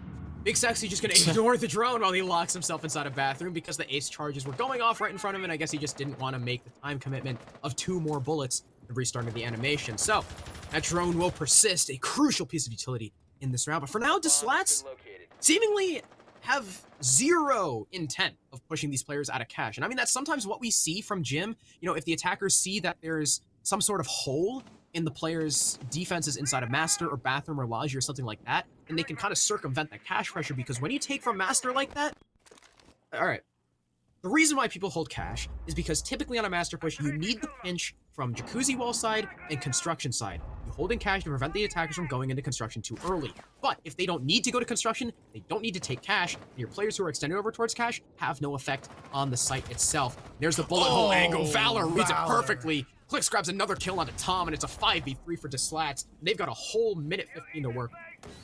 Yeah, and that's their big player of Prompted down and out. I mean, he was the key player during that last round that pushed Slaughterhouse to the tie. Yeah, Valor. I mean, I think he also probably read this like, hey, there's bullet holes in that window. I should at least shoot it open. And I mean, yeah, it was very, very good. And Raffi is just going to catch Varos on the push-up. He's also going to catch Big Sexy. And that is Geo going to shut down Ashes. And that is a flawless round from the Slatts as they now push themselves to match point. And they are 1 round away from a rematch against Honor. Jeez. So, Clicks gets a frag, I believe, through the breach, I think it was.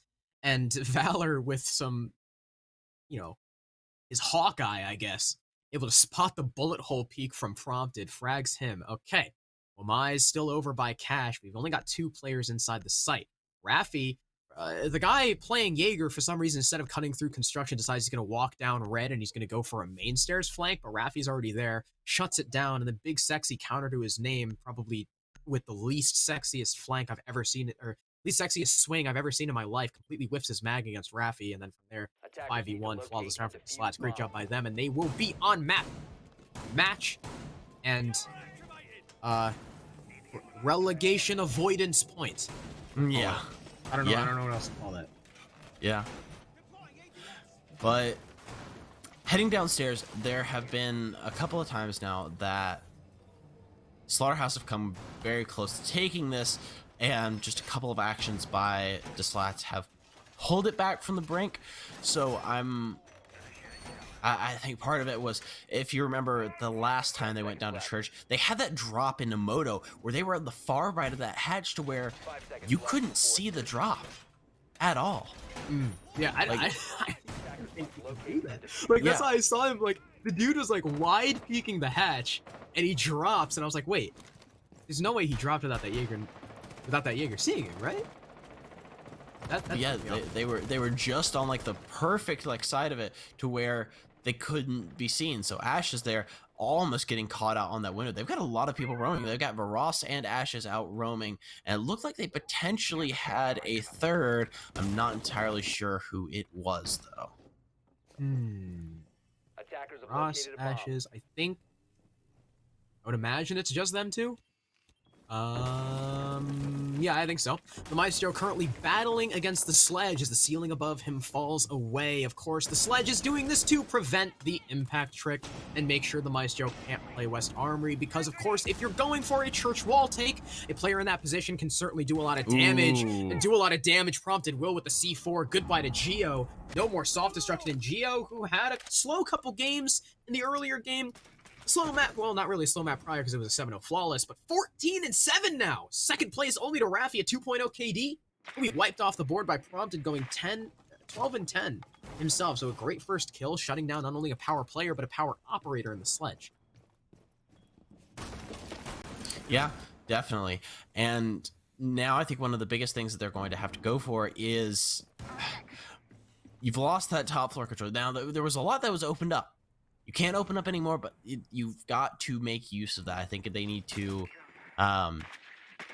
try and get a kill, and they need to try and execute. Now, Valor is sitting in a good position here, making sure that no one makes that roam back upstairs and tries to catch him off guard. Now, Ashes, though, is looking like potentially he's wanting to do that, sitting all the way over by Pool here. If he plays this right, he could potentially have a big impact. Tom there holding inside dirt. There's Varos able to take down Clicks as well. Ashes inching ever so closely, and they have no clue at all. And there's Raffi gonna go down to Ashes, and as the swing comes around, Tom is able to take him down. Valor is able to take down Varos, though. Finally, Valor also takes down Tom. It's a 1v3. He'll have to ace it out in order to win. It's a 1v2 as it's a triple kill for Valor. It's all up to Ashes, and Big Sexy is looking to try and get a plant. He sounds like he's hearing someone. He hears him in the hall, but has no idea where he is. Valor, what are you doing? And he does not have the time. The smoke canister comes out, and Big Sexy will finish it off. Slaughterhouse will push it up. Valor. Bro. Well, you put it down from a 1v5 to a 1v2, and then you die like that? Yeah, it's incredibly Valor, unfortunate. my boy. All right, well, great job to Slaughterhouse, first of all, for locking out the site, preventing the moto push, the roam from Ashes, actually doing something this time. Fantastic flank by the Vigil. Raffi had no clue, was none the wiser, especially that first kill, shutting down Geo on the sledge. It was all up to Valor. Valor in the middle of sight. All right. Gets one frag. Perfect. Walks into dirt. No trade back because no one on the defense is even close. I don't really know what the dude main was doing, just kind of prone in the middle of the double door, but so be it. Valor finds that kill. Valor has no intel. I think this is the most important thing to remember. Valor has no intel. He's just baiting the plant out, but instead of staying back armory, he vaults the shield. I mean, if you've got no info, you've got to assume that someone's going to be around every corner you push. Yeah. Vaulting a shield kind of willy-nilly like that, not going to be the play in a clutch situation. I think he just either stuck the plant or went towards like back armory and planted like box 3. It could have potentially worked out because the defenders didn't really have any denial left in their pockets to save the smoke babes. They didn't have any info on Valor either. Or not, I mean, they knew he was in armor, they didn't know his exact position. Either way, a little bit of a misplay from Valor, but of course it was a 1v5 to begin with, so it's not like you can blame him for that loss. Now, you're an OT, and normally we would say, oh, Slaughterhouse get to continue their role on the defense. Wow, of course they have the advantage. But it's actually an 8-4 split in favor of the attack. So yeah, this has been very attacker-sided. Looking at the rare attacker-sided Clubhouse continuing in OT. Yeah, and I mean the role on the role on this side has actually been in the favor of the Slats, despite them losing that last round. the roll has been in their favor pretty much this entire time.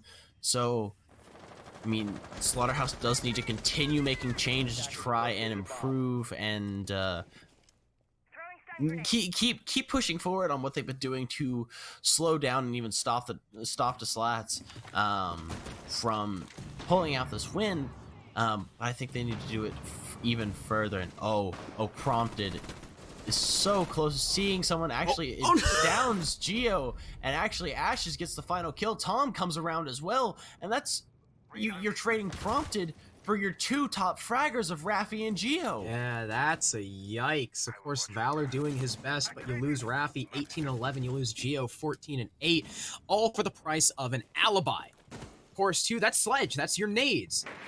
That's Ash, that's your burn, and your breaching rounds. More explosives off the board, so that's a great first pick as Hartley puts his drone too close to the exploding Selma charge from the ace. That's a little bit unfortunate. So Slaughterhouse looking like they're about to turn the tables and flip the script and buck the trend. Could be seeing a defensive round win in the first round of OT, but of course, it's still a 3 versus 4. It's not completely undoable, especially after a frag like that. Hartley goodnights Tom around the green box. Varas still down below, but what is he going to do with no C4? He can't really influence anything, so he'll go back top red. Pre-firing away, his location known. Big Sexy from inside a garage fills clicks, as well as the diffuse carrier. Valor is the one going for a flank. He and Hartley are separated. Valor, this is not the time to go for a solo play. He's going over towards Master.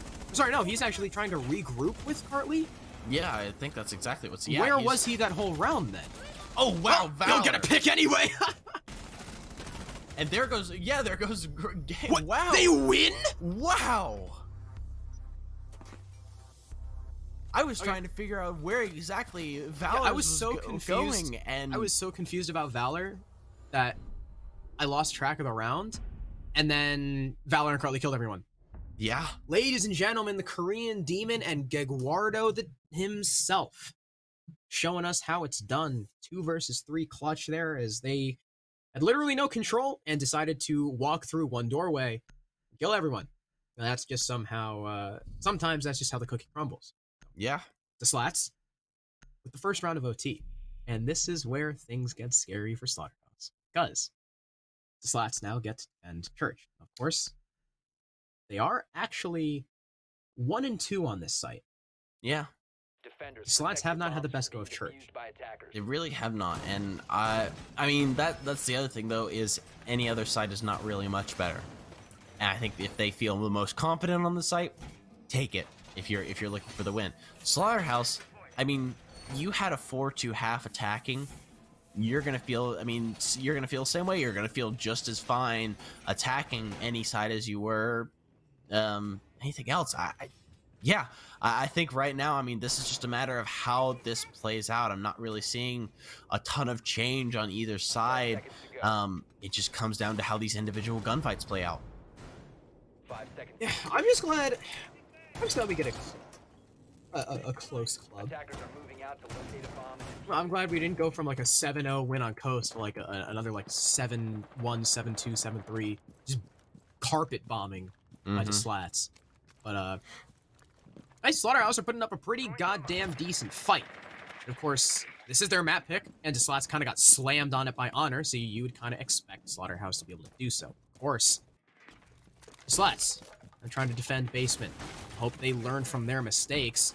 Well, I guess the Slats hoping that they've learned from their mistakes. Slaughterhouse hoping that they're going to do the exact same thing and allow them to take advantage of the bit of static play and mistimed flanks that the Slats have shown us before. Again, one Hibana charge, impact trick, but again, prompted catching Geo with the impact in his hand, and they won't even be able to deny it, so Geo dies for nothing. Wow. That was absolutely incredible. I prompted there. He is absolutely on one. I mean, he was really struggling during map 1, but now he's finally been able to show his true colors and show just how good of a player that he is, and just incredible. And they are going to be able to get that hatch up, which gives them a little bit more control, but there is still a lot that Slaughterhouse has to push through if they want to get through it. Now, getting rid of that evil eye is one of the things that they needed to do, And now it's a matter of you have to clear out the smoke, and you've got to make sure you clear out the presence on site if you want to take this. It was an interesting equalizer from Clicks. Of course, it will be dispatched of. Curious thing is that Slaughterhouse have opened Kitchen Hatch. Don't believe they've opened Moto yet, though. Prompted still has 2 of his ace charges. And yeah, Clicks is just kind of sitting inside there. Raffi will take a little bit of damage from the players pushing down dirt, and he'll gas them just to stem the flow of this push just a little bit. This is the spot Ashes got an influential 2K in the last time, but with the way the Slatts are playing, I don't think they're going to be flanking anytime soon. I think they just want to opt to stick themselves on site. Valor, of course, with a C4 primed and ready for the hatch drop. Here are the stuns to facilitate it. Drop is inbound. Prompted trying to go for the plant. There's the C4 out, but it misses. Prompted is just going to be able to stick this. There's the cover from the hatch as well. Big Sexy onto Cartley, onto Valor as well. Coming off the plant. It is all up to Raffi and Clicks. Raffi barely on any HP. Clicks will find Prompted. The planter dead, but the rest of these 4 attackers are all at full HP.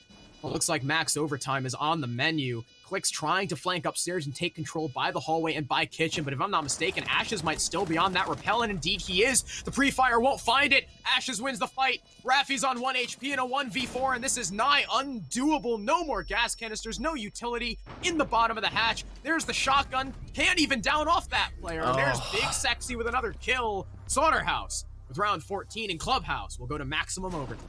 After one of the fastest maps we've seen in Challenger League this stage, to immediately going full overtime, it's quite a stark contrast, I will say. Because I mean, I feel like I do want to say, I feel like this is leaning a little bit more towards the way of Slats.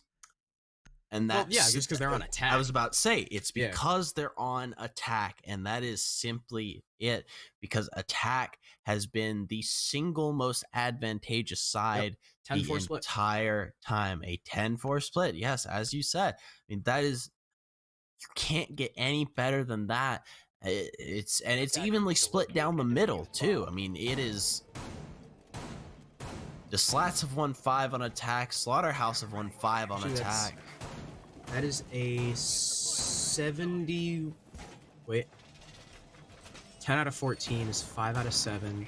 The attackers have a 71.5% win rate. Is that right? Yeah, that's about right. Our producer is checking to see if my mental math is correct. I'll see if my Chinese brain still works the magic that it once did back in high school in calculus. So. Church. I really don't know. Yeah, 5 out of 7, Crater. Church. Oh, 71.43%. Let's go. That's close enough. I'm the best. But so the defense is 1-1 on this site. Well, Slaughterhouse's defense is 1-1 on this site. Once because Raffi just kind of destroyed everyone as Ash. The second time because Ashes decided he was going to sit and strip for 2.5 minutes and then flank around and no one knew where he was. And of course the Moto hatch drop got shut down. So the Slatts obviously going to be much more thorough with their drone work as Ashes and Varas take, I think Ashes just impacted himself and his teammate. I'm thinking that's exactly what happened. Yeah, because there's no nades off the board from the Slatts, so that must have been what happened.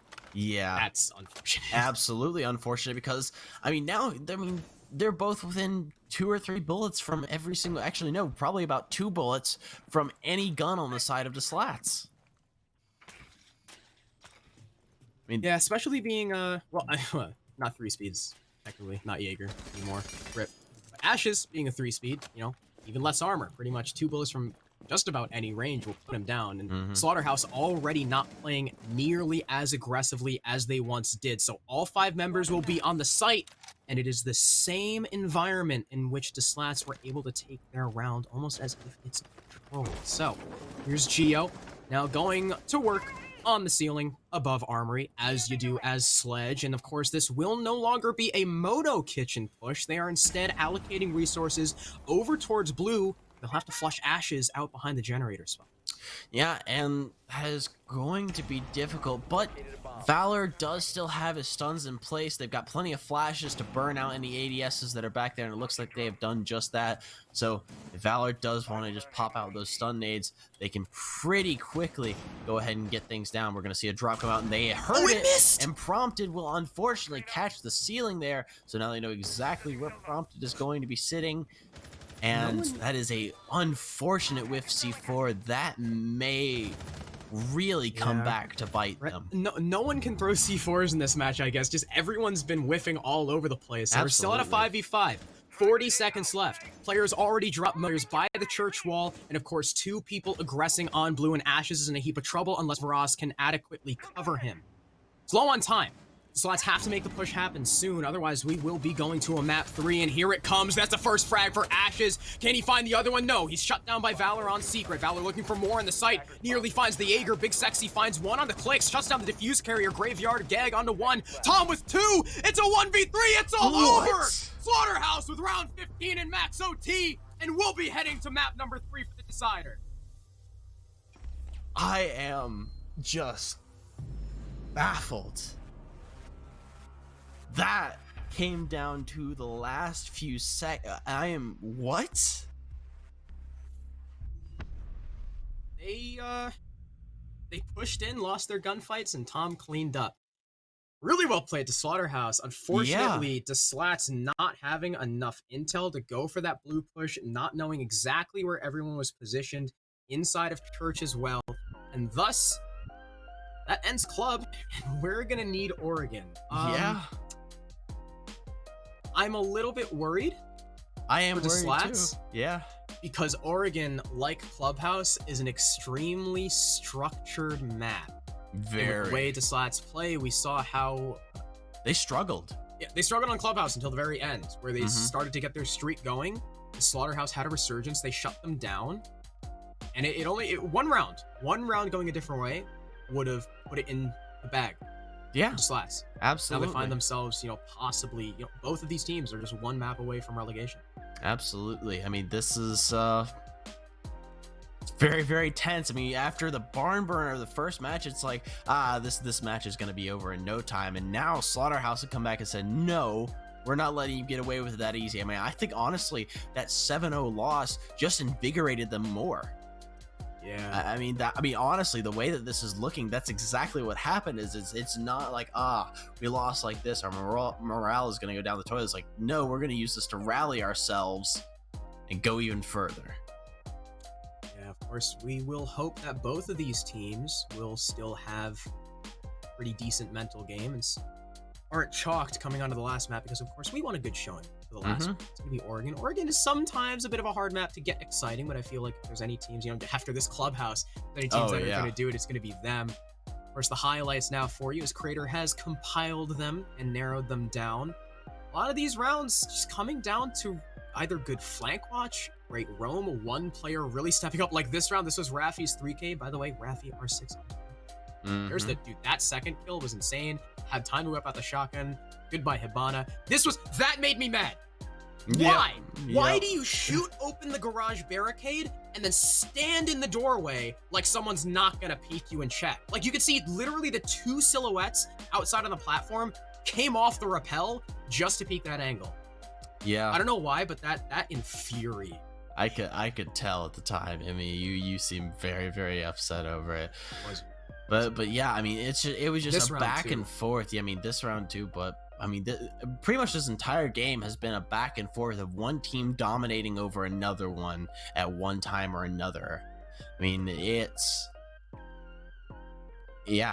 definitely makes Oregon an interesting pick for going forward. I'm definitely interested to see how it's going to turn out. I wonder if we're gonna have an hacker side of Oregon as well. How these teams played on Clubhouse. That failed clutch from Valor was just really unfortunate. Cancels his reload to vault the shield. This was another brilliant round from the attack. A lot of 2vx's coming out in this map as well.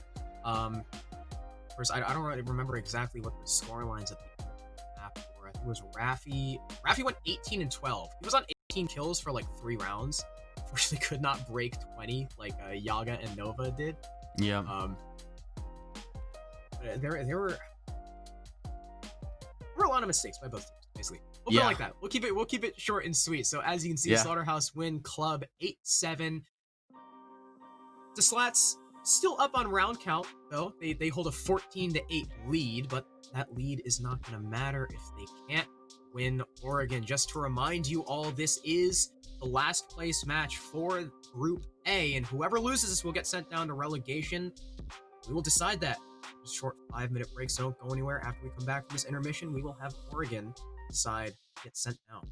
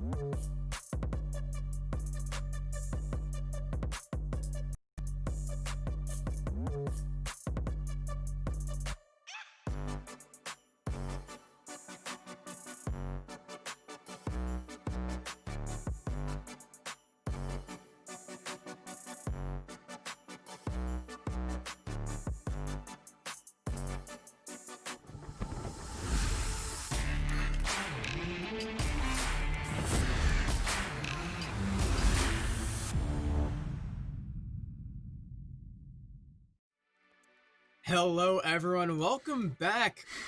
And Clubhouse was a barn burner. 8-6 in overtime. Sorry, 8-7 in max overtime, going the way of Slaughterhouse, winning a defensive round.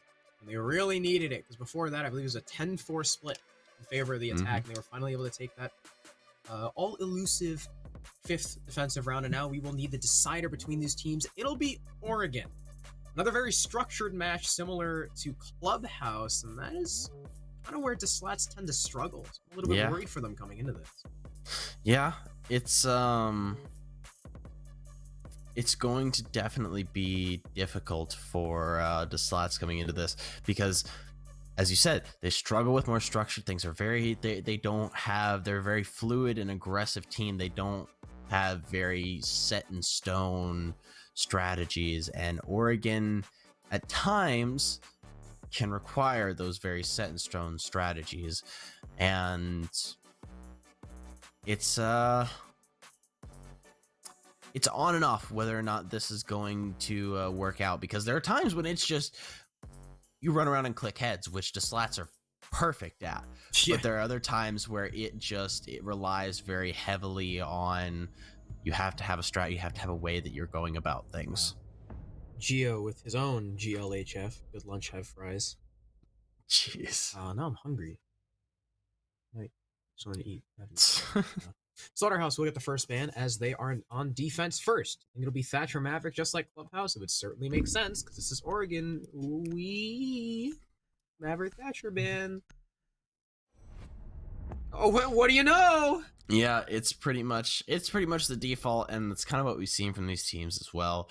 Is they're gonna go for the standard ban. Slaughterhouse is gonna want to get rid of Thatcher all the way, and Slats just kind of goes for fairly default bans, and probably Maverick Mira is what I would guess from them. It certainly makes sense. Yeah. And Ace actually. Well, it's not Maverick, but it still makes sense. Yeah. Ace is a really, really good hard breacher. So, what'd you say on the defense again? Probably Mira, if I had to guess. Either Mira or Cade. Mira Wamai, you think? Because Maverick's still up. I think Cade, though. I think Cade is probably Cade Wamai, Cade Mira. Cade Wamai, Cade Mira, something like that. Wamai. Wamai.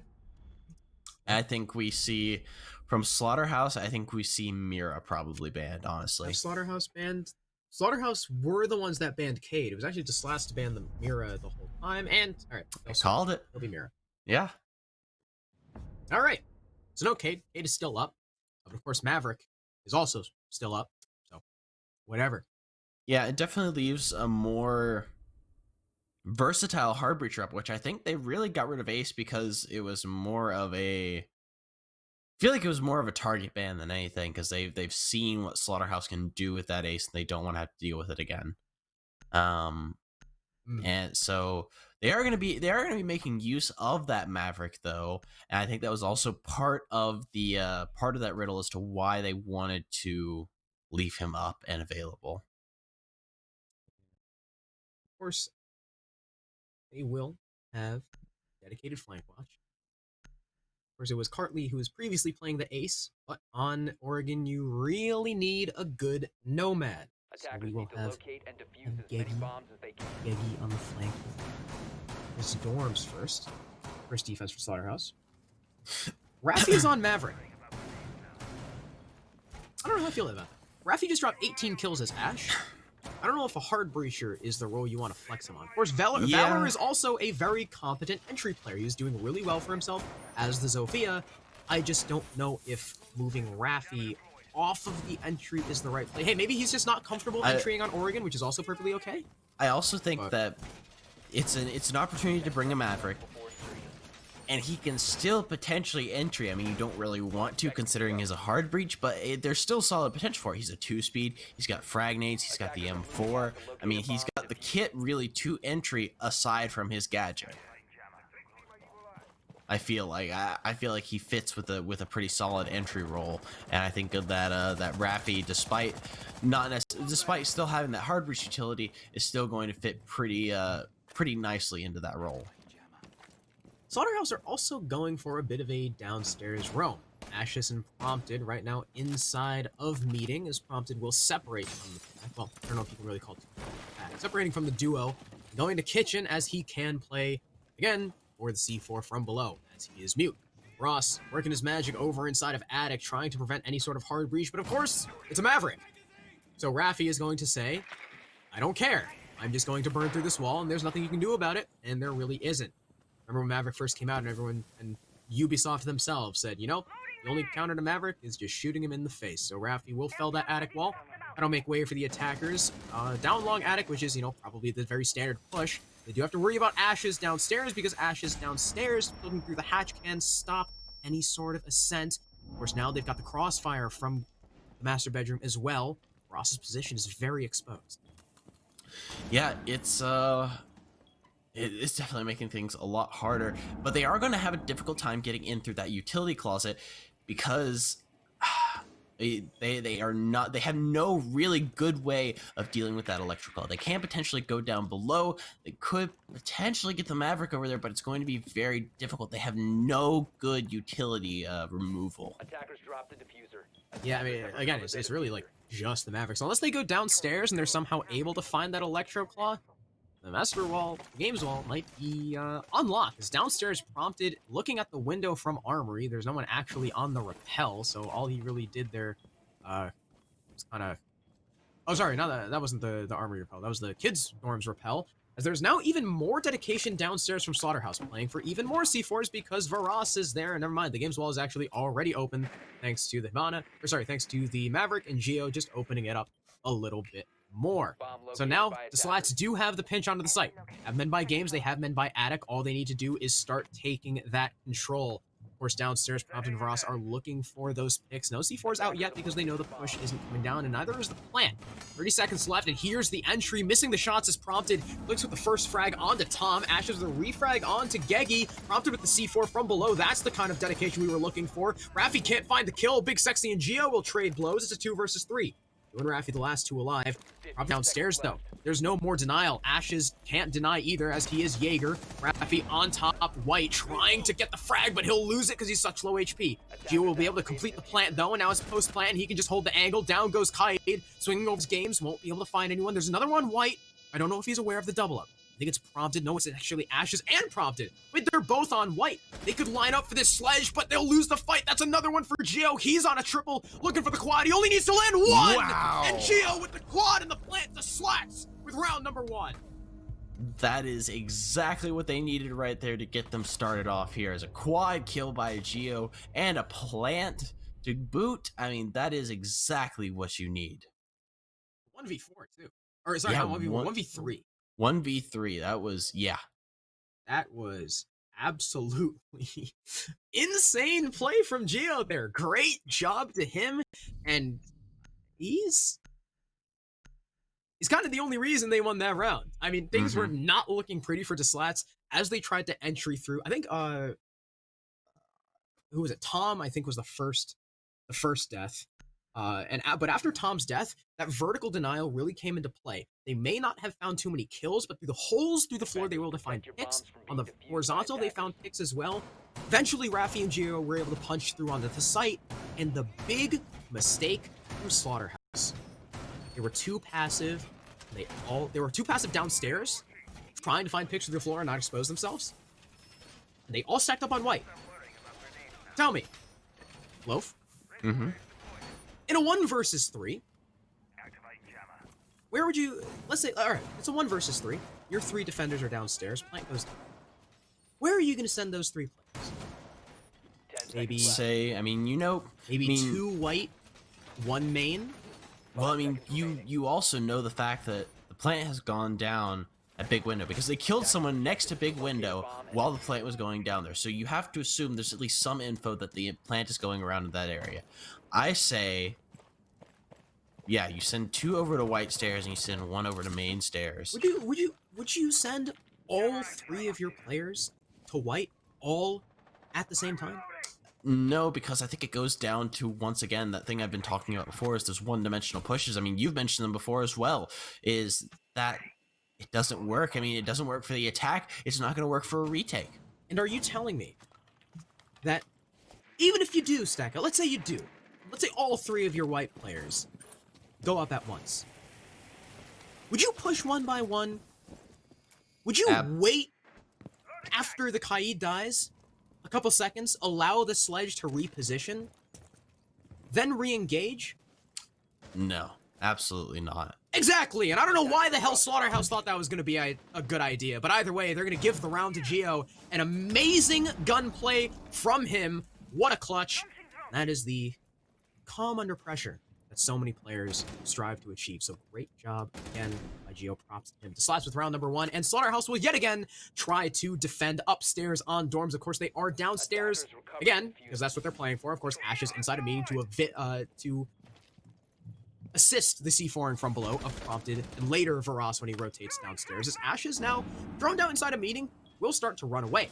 Maverick will start to go to work on the games wall as he did last round, likely aided by Geo, and will sledge it open when it goes down. But the thing I'm concerned about is now the Electroclaw has not been flushed off the attic wall on trophy side. There's Raffi going down. No more Maverick taking too long on the trick, and Varas, prompted, running over, taking perfect advantage of that with his C4. Yeah, and I mean, you have Raffi down as well. I mean, he was absolutely on one for the first part of last game and pulling out 18 kills. Now running the Maverick, he has a much more important role. He can't play that aggression that he is so accustomed to.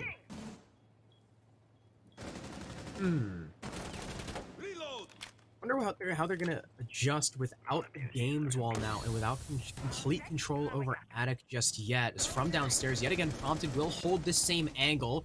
He wasn't able to find a kill, so I'm not sure if the Slatts are aware of it, but Tom will find the frag on the Valor. So a 5 versus 3 in the defense's favor. This finally opens that rotate into attic, and here comes the push. Clicks is the primary diffuse carrier, taking the fight against Tom. I think he won that last time, and win it again he will. The flank coming in from prompted will light one up, but not be able to win it out. Clicks with the second one. He's traded out from attic, though, as Varas finds Gartley. It's all down to Geo yet again. Or are they going to throw it away? It's a 1 versus 2. He's got 8 seconds. He's got to rush to find these kills. A 90-degree shotgun angle is what he'll be met with, and it's Ashes swinging from the Hibana holes opened in the trophy wall. Slaughterhouse take round number 2. Yeah, I mean, that was a great play by Slaughterhouse there at the very end. I mean, already it's just, I can't handle another close game like last map. My heart can't take it. Yeah, my heart can't take it. Thing too is they were able to deny the game's breach. That was the big change. That was the big change. Instead of waiting for the execute to use the C4, they took initiative. That was a big problem that we saw from Slaughterhouse through the first couple maps, was not taking initiative. They went downstairs, they called for the C4, prompted, killed the Maverick. Sure, they had attic control. What are you going to do when you got no pinch? It's just a long hallway. It's a bottleneck in the most literal sense of the term. Sure, they were able to open, the trophy wall and maybe, mount a push from trophy.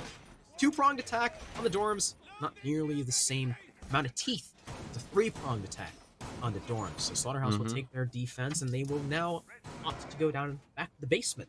This time, bring the Clash. Yeah, I'm interested to see how the Clash is going to come into play here. I think if I had to take a guess, it's going to be focused a lot in construction and blue tarps, that area. It's been... 5 seconds left. It's the common strat that you usually see played with that, but another place that I haven't seen it played before at this level is potentially in Freezer, if they're expecting a pretty heavy push from there, but I'll be yet to pass judgment until I see how Varas is going to play this. Clash holding inside of elbow can definitely be a very dangerous prospect for the attackers to try and push, especially if Varas plays it right, because of course, though Capitao is unbanned, he's not being played, and Varas will actually play a little bit aggro inside of tower.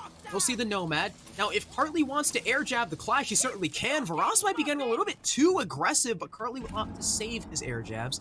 Set up flank watch as well. Maybe if he's got an extra one, he can use it for the Clash, as that is one of her best counters, just to knock her on her ass, and then there's nothing she can do. She's a turtle flipped over on its back.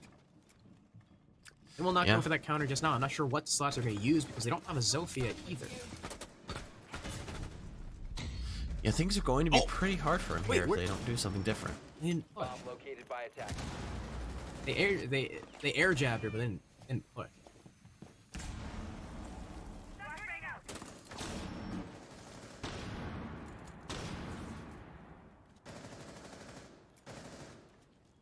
comes through the push through bunker and elbow as well. Clix is kind of, sorry, Varas has kind of backed out of pillar and back towards long haul, so maybe not taking elbow, maybe kind of leaving that to the shield player.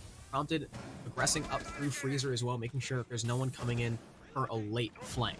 Slats have started to take control, but Big Sexy will shut it down. Geo off the board again. The top performer through these first couple of rounds not going to be available thanks to a great shot there by the SAS operator of Big Sexy holding on to elbow. And as the push starts to come down, he'll just dip. Now the attackers can't get that refrag. Varas also is still full HP on the Clash, just staring at these attackers inside a pillar. There's really nothing they could do as Hibana charges will go down onto E-Box. Maverick will start to make that line over towards elbow, and perfect timing. Valor actually finds two. Big Sexy and Varas both fall. The Clash has now been dispatched of. Ashes is stuck inside a freezer, taking a ton of damage. Clix is getting the plant down. Prompted falls. It's all over for Slaughterhouse. Opposed plant 2 versus 4. Ashes and Tom are both 1 HP. Tom is no longer with us, and Clix, we got the final frag. Slats will take a well-executed round number 3. Yeah, this is... I mean, I honestly just don't know what to say. I mean, this is just so back and forth between these two teams. I mean, there's no... I mean, right now, I have no way of saying which way this is going to go. I honestly have no idea. I have like no idea which way this is going to go, honestly. Like another attacker-sided map, though, so far. To the way it is slid. Right? Yeah, I mean, they pulled 2 rounds ahead, but I don't know. I think there's still a pretty good possibility that I honestly don't think they should have won that round with Geo as the last one, and they could probably be up 2-1 right now if it weren't for them all just funneling through that one staircase. Absolutely. So I am yet to pass judgment on which side I feel like it's gonna go. Yeah, you do make a pretty good point. So, Slaughterhouse will yet again repeat the site. Seems to be the trend so far, you know. You lose it, don't give up, try it again. Take your best shot, and it's worked. It worked on Dorms, we'll see if it works on Laundry. Yet again, they will be playing the Clash of Varas. Now, what slapped it last time was if you double up with the Maverick like that, Valor was already peeking the angle by the time Raffi opened it, so there's really not a lot of opportunity for the defense or whoever's holding the angle to react. Unfortunately, there wasn't an adequate intel relayed to Varas either to save his life. Something that I'm definitely looking for with the Slats is that they did what I talked about, using the Nomad to counter the Clash. The only thing was they were too scared of the Jaeger pushing down below to actually push her. I hope either they actually, you know, use the air jab to push the Clash, or Varas plays significantly less aggressively so he's not exposed to that at all.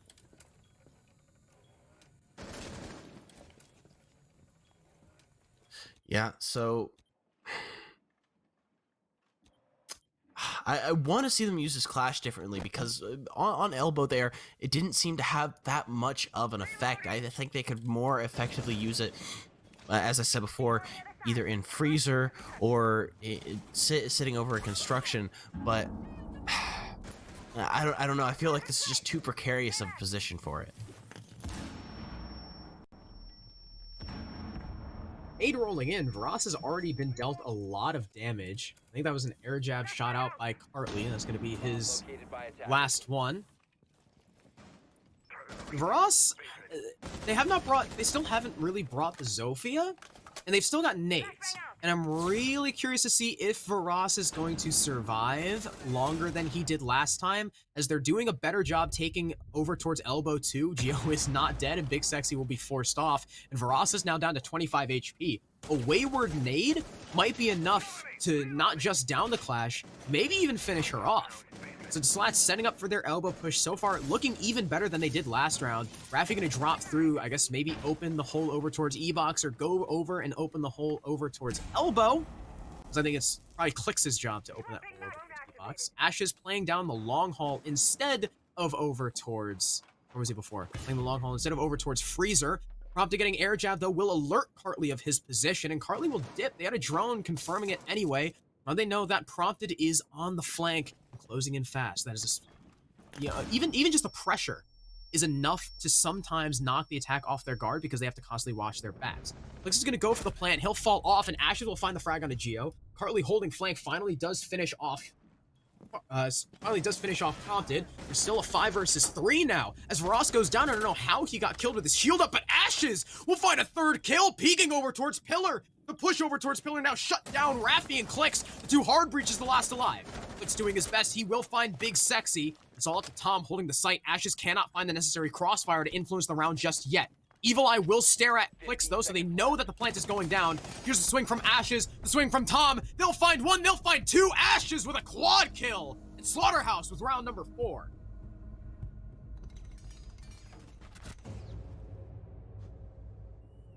I don't know how they let Ashes pick up all those kills, despite the pretty isolated position he was in. He was previously in long haul, rotated over towards Freezer, was just lining up heads one by one. First fell Geo, and after the clash died, it looked like the Slatts started to get a little bit over aggressive, maybe pushed out a little too much, or Ashes just saw the opportunity and took 2 kills over towards Pillar, and by then it's essentially a 1 versus 2. Tom and Ashes timed their swings perfectly with each other. Great display of teamwork between those last 2 players to kill both the cover and the planter at virtually the same time. So an attacker win, followed by a defender win, followed by an attacker win, followed by a defender win.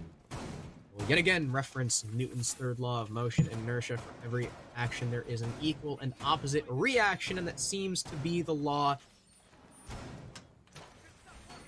I thought it is inertia. Oh, you're right.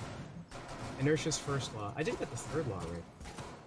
Oh well. I don't know why I thought that was inertia. Yeah, the rest of it is correct. I don't know why I said it was inertia. Oh well, take away my degree right now. But Storms is going to be the next defense. So this will be the 3rd defense from Slaughterhouse. Going up towards Dorms. Attacker's objective is to locate a bomb and defuse it. If it's all up to Geo again, I'm going to be sorely disappointed in his last push, because so far both times they did it, once was a 1v3 clutch from Geo, once was a 1v3 failure from Geo. The Slatts have not really had the best chances in this round. The first time, they just kind of got shut down because of the vertical play. The second time, Raffi wasn't even able to open up the games wall. And that was a huge debilitating blow to the attack. So Ross, yet again on the Kaid, his utility. I don't know why he keeps playing Kaid, because his utility is probably just gonna be circumvented by Raffi. Like, it's been pretty much everywhere. I mean, I guess if Raffi dies, then, you know, great, because Hibana can't unlock the wall. But I think Geo just kind of did away with it. As Prompted will get a run out, Geo nearly caught off guard, but a quick reaction will save his life, at least for now. Slaughterhouse yet again as well, playing for the C4 from below. This time, instead of Mute, it is Valkyrie. Ashes assisting. It really falls into Slatts again to push faster than they have been and not give Slaughterhouse the time that they've been allocated pretty much every round to make the best of that vertical play and reposition in a way that just shuts down the Slatts at every corner. That's unfortunate.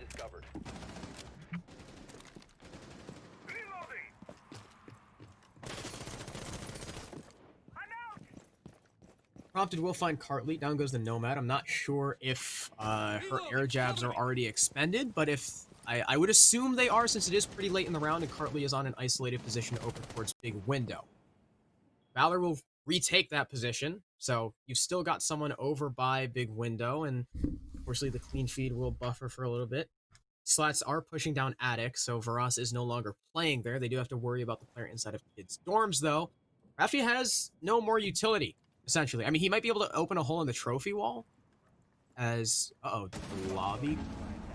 Oh, wow. That was observer lag. Okay, Varas takes a bit of damage, but Flix is already in the site. Downstairs, looking for the roam is Valor. He'll frag out Varas. Back to a 4 versus 4, and down goes one of those C4s. Raffi with another one onto Tom. 4 versus 3. This looks like a much better attack from the Slatts.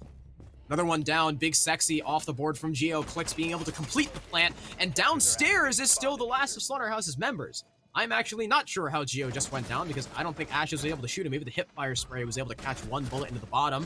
Prompted with one, another one for Ashes, and we're back to a 2-on-2. Actually make it a 1v2. Geo's downed. It's just clicks. This is so doable. He doesn't see the black guy. That's right in front of you. But he's on repel, so he's not as accessible of a kill as the defenders would like. I'm not sure if Ashes can just long arm this one. Will go down, but there's the trade from Prompted. A triple kill on the round for the Valkyrie, and they will rip the post plant out of the clutches of Slatts. Wow. I mean, this is. I mean, these are just incredible rounds. I mean, I just.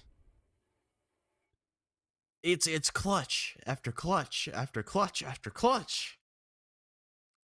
I just these guys have. I mean, you and I both after the first map, we were like, it's like we'll be done in no time. It's like this is. I mean, it was an absolute trounce on the Slaughterhouse, and they have just come back and proven us wrong, and it's just incredible gameplay.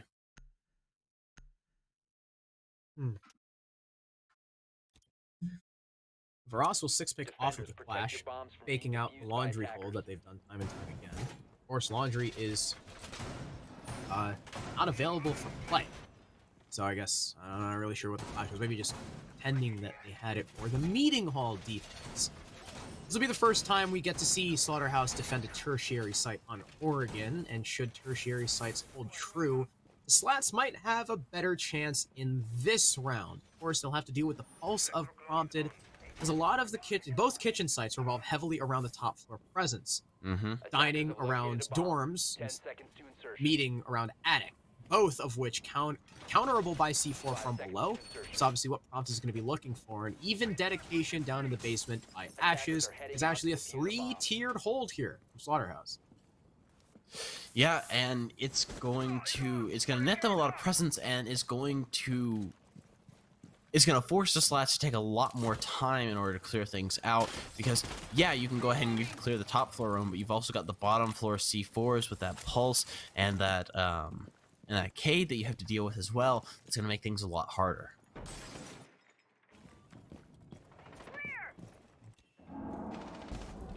How the Slatts are going to roam. So far, they haven't really done a roam clear, with the exception of last round, which should have, in all rights, probably been the Slatts win. It was post-plant 2v4 until Prompted and Ashes clutched up tremendously. Absolutely, they did. The Slatts haven't really done anything with the roam. In fact, the pulse is actually going to be in the basement because he can just sit here and scan everybody he sees inside of Big Tower, as Raffi starts to get to work on the meeting wall. Now, the trouble is denying the meeting stage plant. Denying a stage plant is very difficult unless you have a great arm with a C4, or you're able to take control of the hallway from the attackers. Tom is somehow able to just swing through. Varas talks on for another one, and I don't know what just happened, but the Slatts, off a lapse of judgment and not covering the angles, will lose 2 bodies. Yeah, very, very unfortunate there. Wow. And ladies and gentlemen like that, I feel like this round is over. Unless Valor pulls out a complete and total ace here, which he will not. That is that, and I believe we are probably going to see Slaughterhouse pull themselves up to a 4-2 half. Yep, 4-2 half on the defense. Actually, they did pull themselves up to a 4-2 half, yeah. Yeah, very dominant meeting hall defense, just because the attackers didn't have an air jab on the meeting double door. I don't know why. That's kind of a default thing. If there's an air jab there, Tom can't swing. But swing Tom did, because he was free to. Found 1 kill. Varas with another one amongst the chaos, and then later Tom re-engaged, found another, and those players from basement made their presence known with some frags of their own. So to Slatts, now on the back foot. It seemed like it was going to be a back and forth match, but Slaughterhouse now stringing 3 in a row and taking a perfect site rotation. Laundry will be the Slatts' first attempt at a successful defense, and they'll be bringing something that Slaughterhouse was missing for a lot of those rounds, curiously. It'll be the Malusi and Hartley. Yeah, I'm interested that we didn't really see that coming out from them, because she I mean, she has such an amazing utility that, I mean, honestly, should probably be tweaked a little bit. If I'm completely honest in my competitive opinion, because I mean, there are plenty of people that agree that she has almost too much utility Yeah, you know. and how oppressive her gadget can be. Yeah. C4 impacts. At that point, it's like, what else do you give her? You can't give her barb because that would stack. You can't give bulletproof because bulletproof utility. You can't give her a shield because screw that. Yeah. And for Banshee, she's still got 3. Why? Just take this away, please. Yeah. Well, anyways, so the biggest thing I'm going to be looking for from Slaughterhouse here is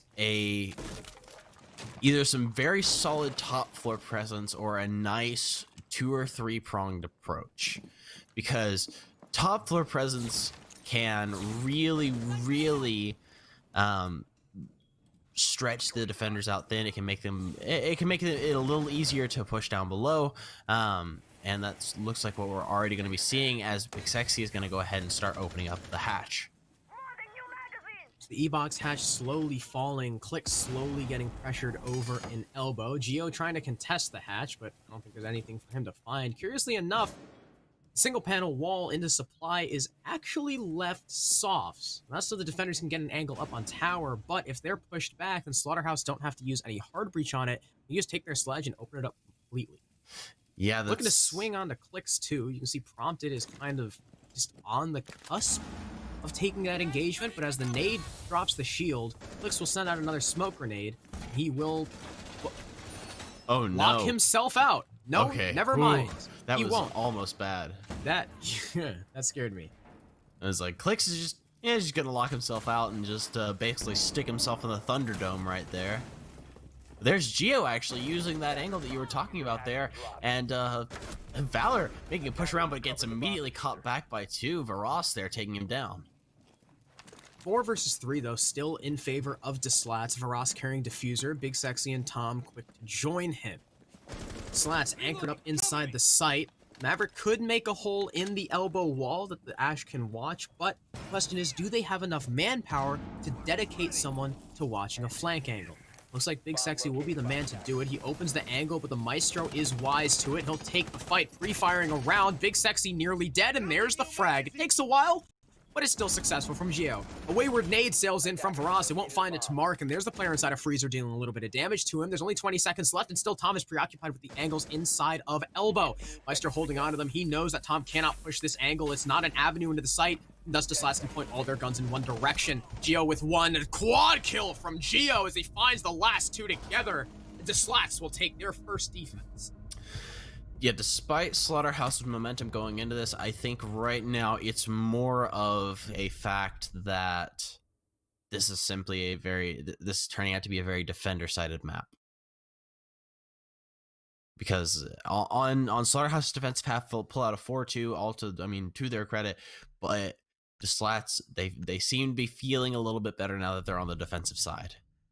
Yeah, I think we're gonna have a pretty standard defender type of Oregon so far. Now it's Dorms for the Slats. Now when they were playing on Team Nobu, I think they beat everyone on Oregon except Thunder Logic. They were a pretty decent Oregon team. It just kind of goes to show the Slaughterhouse are bringing the heat. Prompted will bring out the Finka, an operator we have not seen since Coastline. Because every time they kind of brought it out, the Slats said, no, you cannot step in the building. No, thank you. And of course, we all know how Coastline ended. It was a 7-0 flawless for the Slats. This is the first time we're seeing the Finka since then. We'll see what Prompt is able to do with the Finka LMG this time, though, not bringing the hard breach charge, instead bringing a pair of nades to add on to both Varas's and Big Sexy's. Yeah, that's quite a few there that they're going to be using. I'm guessing to get rid of as many gadgets as possible in lieu of, let's say, an IQ or a Zofia. Actually, no, they have a Zofia as well. That is tons of gadget denial that they have brought with them. And The Slats have not brought the gadget potential to really match that, except for maybe unless they're looking to burn those ADSs out. Yeah, the fact that there is no Wamai just means that there's less burn.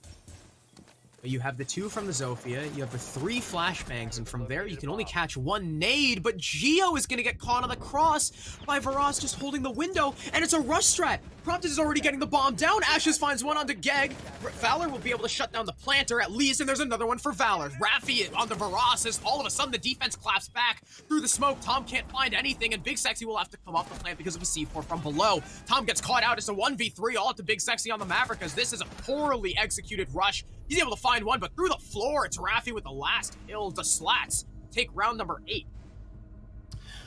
Yeah, they read that very, very well and very, very quickly turned that right back on its head for Slaughterhouse. So it's looking a lot, as time goes on, it's looking rougher and rougher for Slaughterhouse here. I mean, it's just pulling right back up. It's now tied. They have the Slats have now closed this gap that they had, and if they keep this momentum going, I mean, if they take a perfect site rotation, then I think it's going to be difficult for Slaughterhouse to come back from that. Yeah, that was a really good round from the Slats, if only because Valor was able to push up, stop the planter, and get another kill. And from there, Slaughterhouse didn't know what to do. Despite having, the nades really didn't do anything. They got killed from below by Raffi after the C4, and things just really fell apart. Now the Slats are going to be forced onto a tertiary site. Just like Slaughterhouse, they'll emulate the same thought process. They'll go meeting. It's going to be a little bit different. No pulse. No downstairs investment. Instead, they'll stock everything up on the floor above, focused mainly on holding attic for as long as possible and controlling the open hatch. Yeah, I mean, that's probably the best thing for them, because that's definitely more of an aggressive spot, more of a just frag as hard as you can spot and hold it as hard as you can spot, and I think that fits right into the playstyle of them.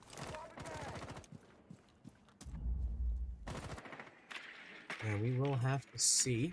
There's the drones from Slaughterhouse confirming that there are indeed players upstairs. There's 3. I believe it is Hartley, Valor, and Raffi, I would imagine, with Geo playing downstairs, maybe supporting with that C4 from below. Clicks obviously on site, as he is the Maestro. Hartley's been having a little bit of a slow game.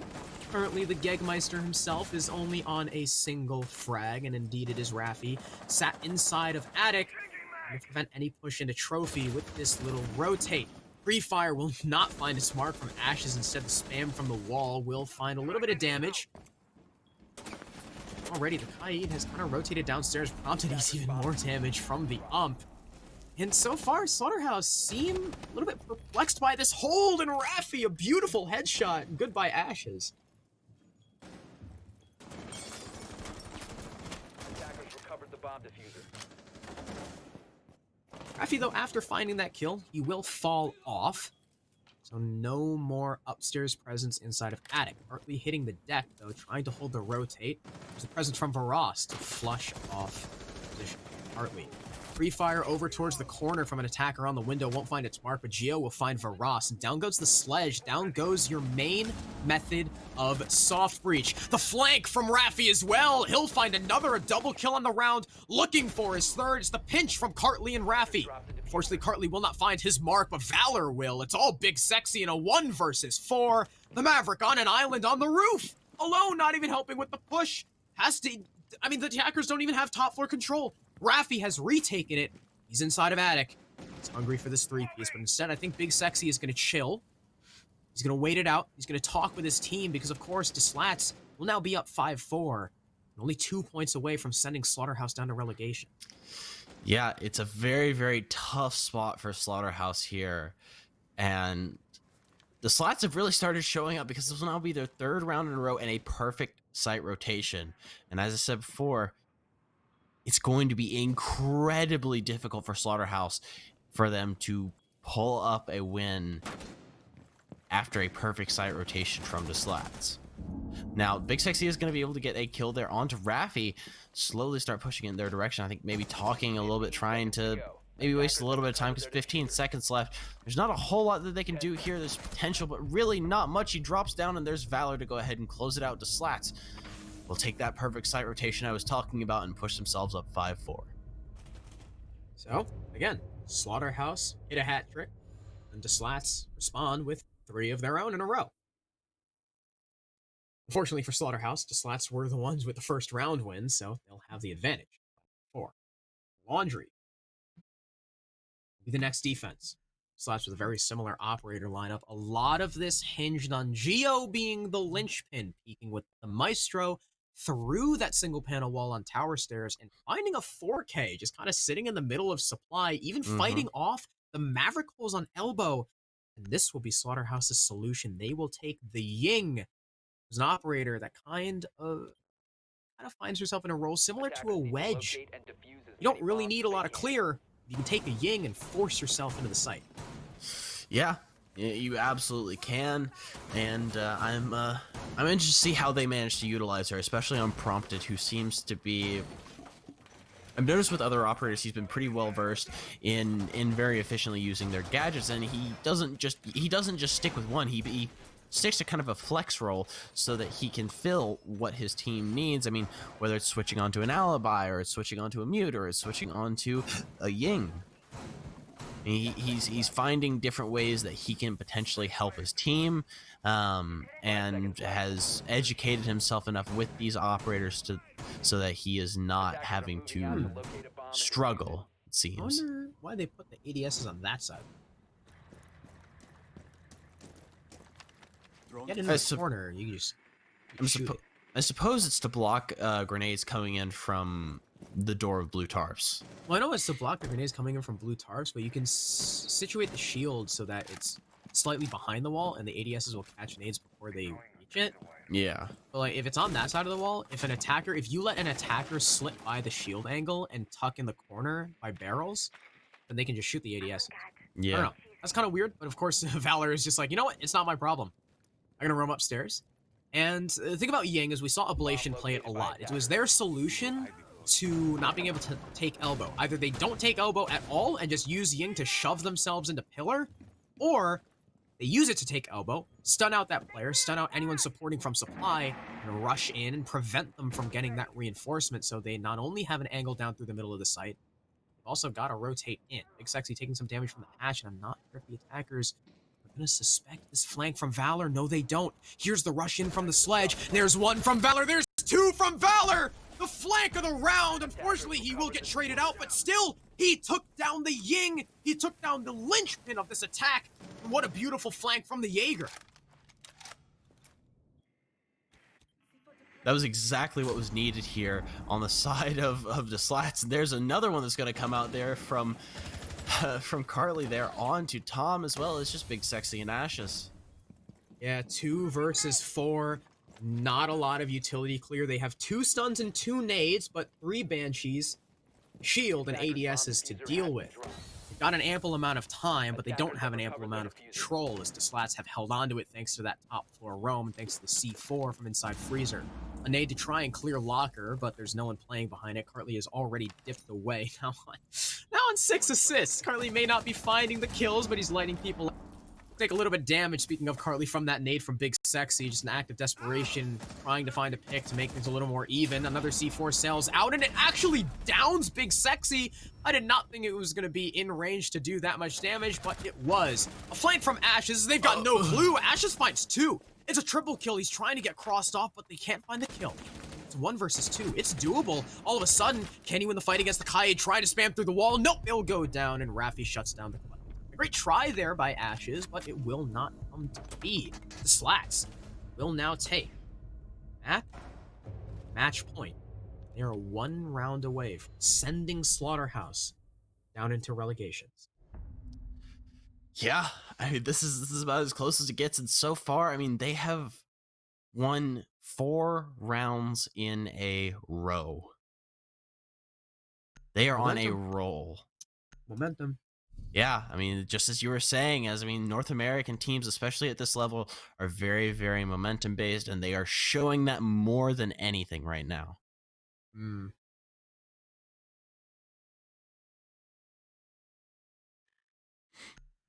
It is worrying for Slaughterhouse.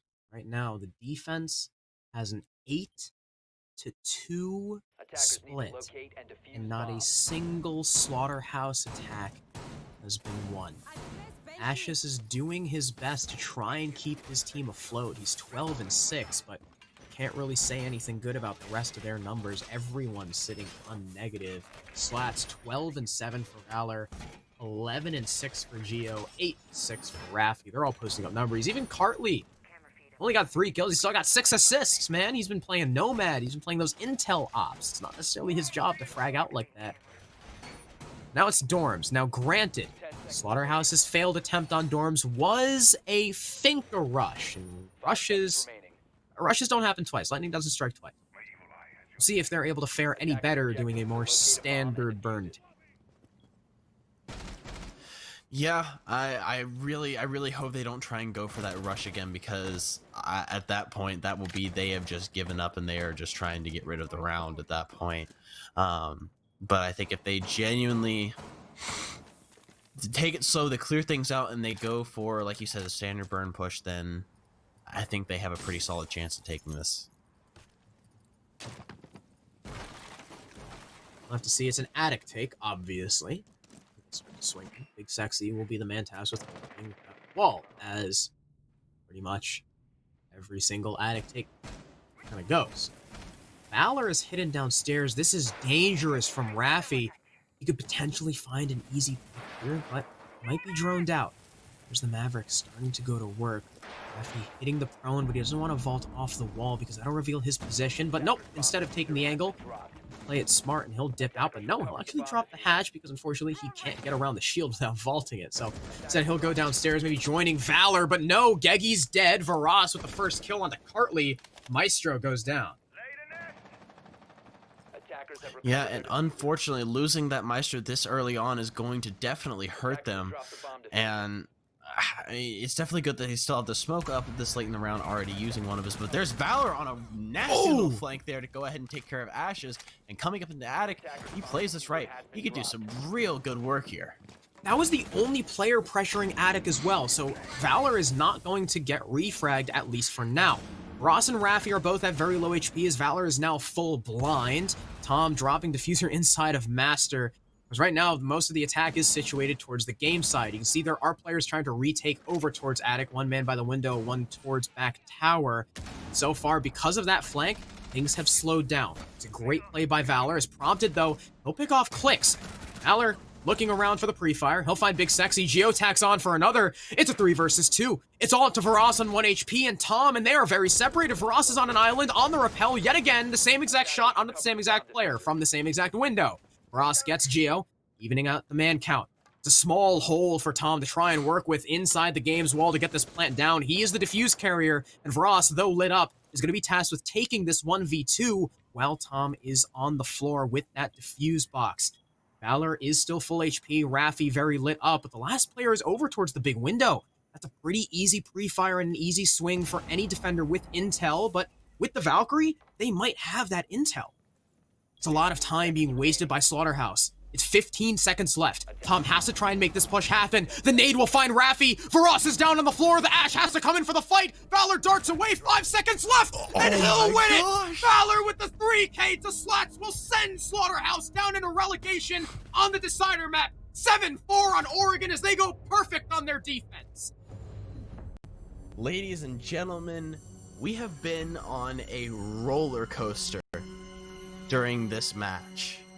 We started out, Slatts 7-0'd Slaughterhouse on map 1. 22 kills in 7 rounds between, I believe it was Valor and Raffi. We then go to map 2. Slaughterhouse pulls us through full relegation, or full regulation, and full overtime, 15 rounds, and finally pulls out a win. Pulls us to map 3. We come through. It's neck and neck. Slaughterhouse pulls ahead 4-2. It's looking rough for the Slats. And then they just come through and they win 5 rounds in a row. 5 rounds in a row to knock Slaughterhouse down to relegations. And that, ladies and gentlemen,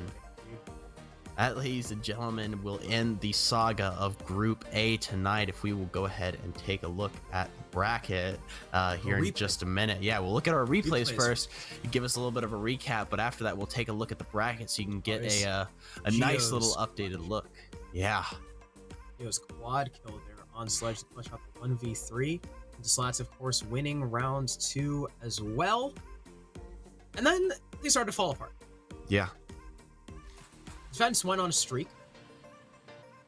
Slaughterhouse with 3 in a row after this basement defense that was successful by the Slats. There's Ashes.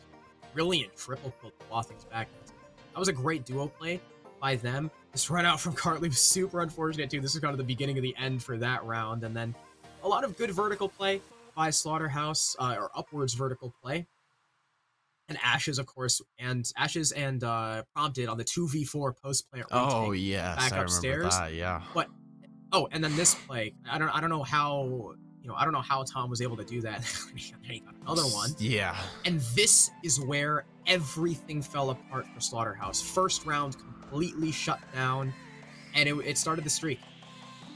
5 rounds in a row for the Slats. Yeah. No answer back from Slaughterhouse whatsoever. Yeah, I mean, there were a couple times it was close, but overall, I mean, they were not able to close it out, and the Slats were just there when they needed to be. They were just exactly where they needed to be. Oh my gosh! Like this flank. This flank by Valor was absolutely disgusting. There was not a lot that they could do. Varas and Prompted had absolutely no clue he was there, and hats off too for Clicks opening that rotate inside of Attic to let that happen.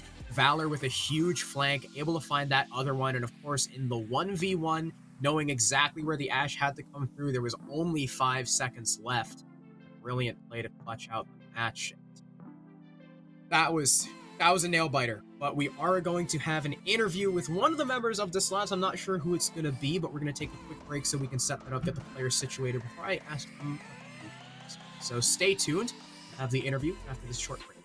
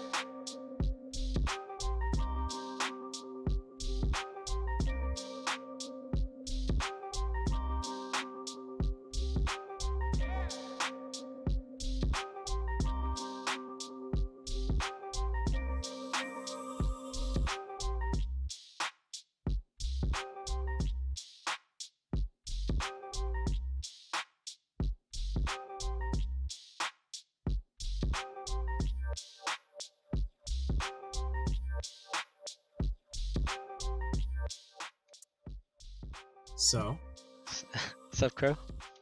hi, Waff. Hello. Are you doing good?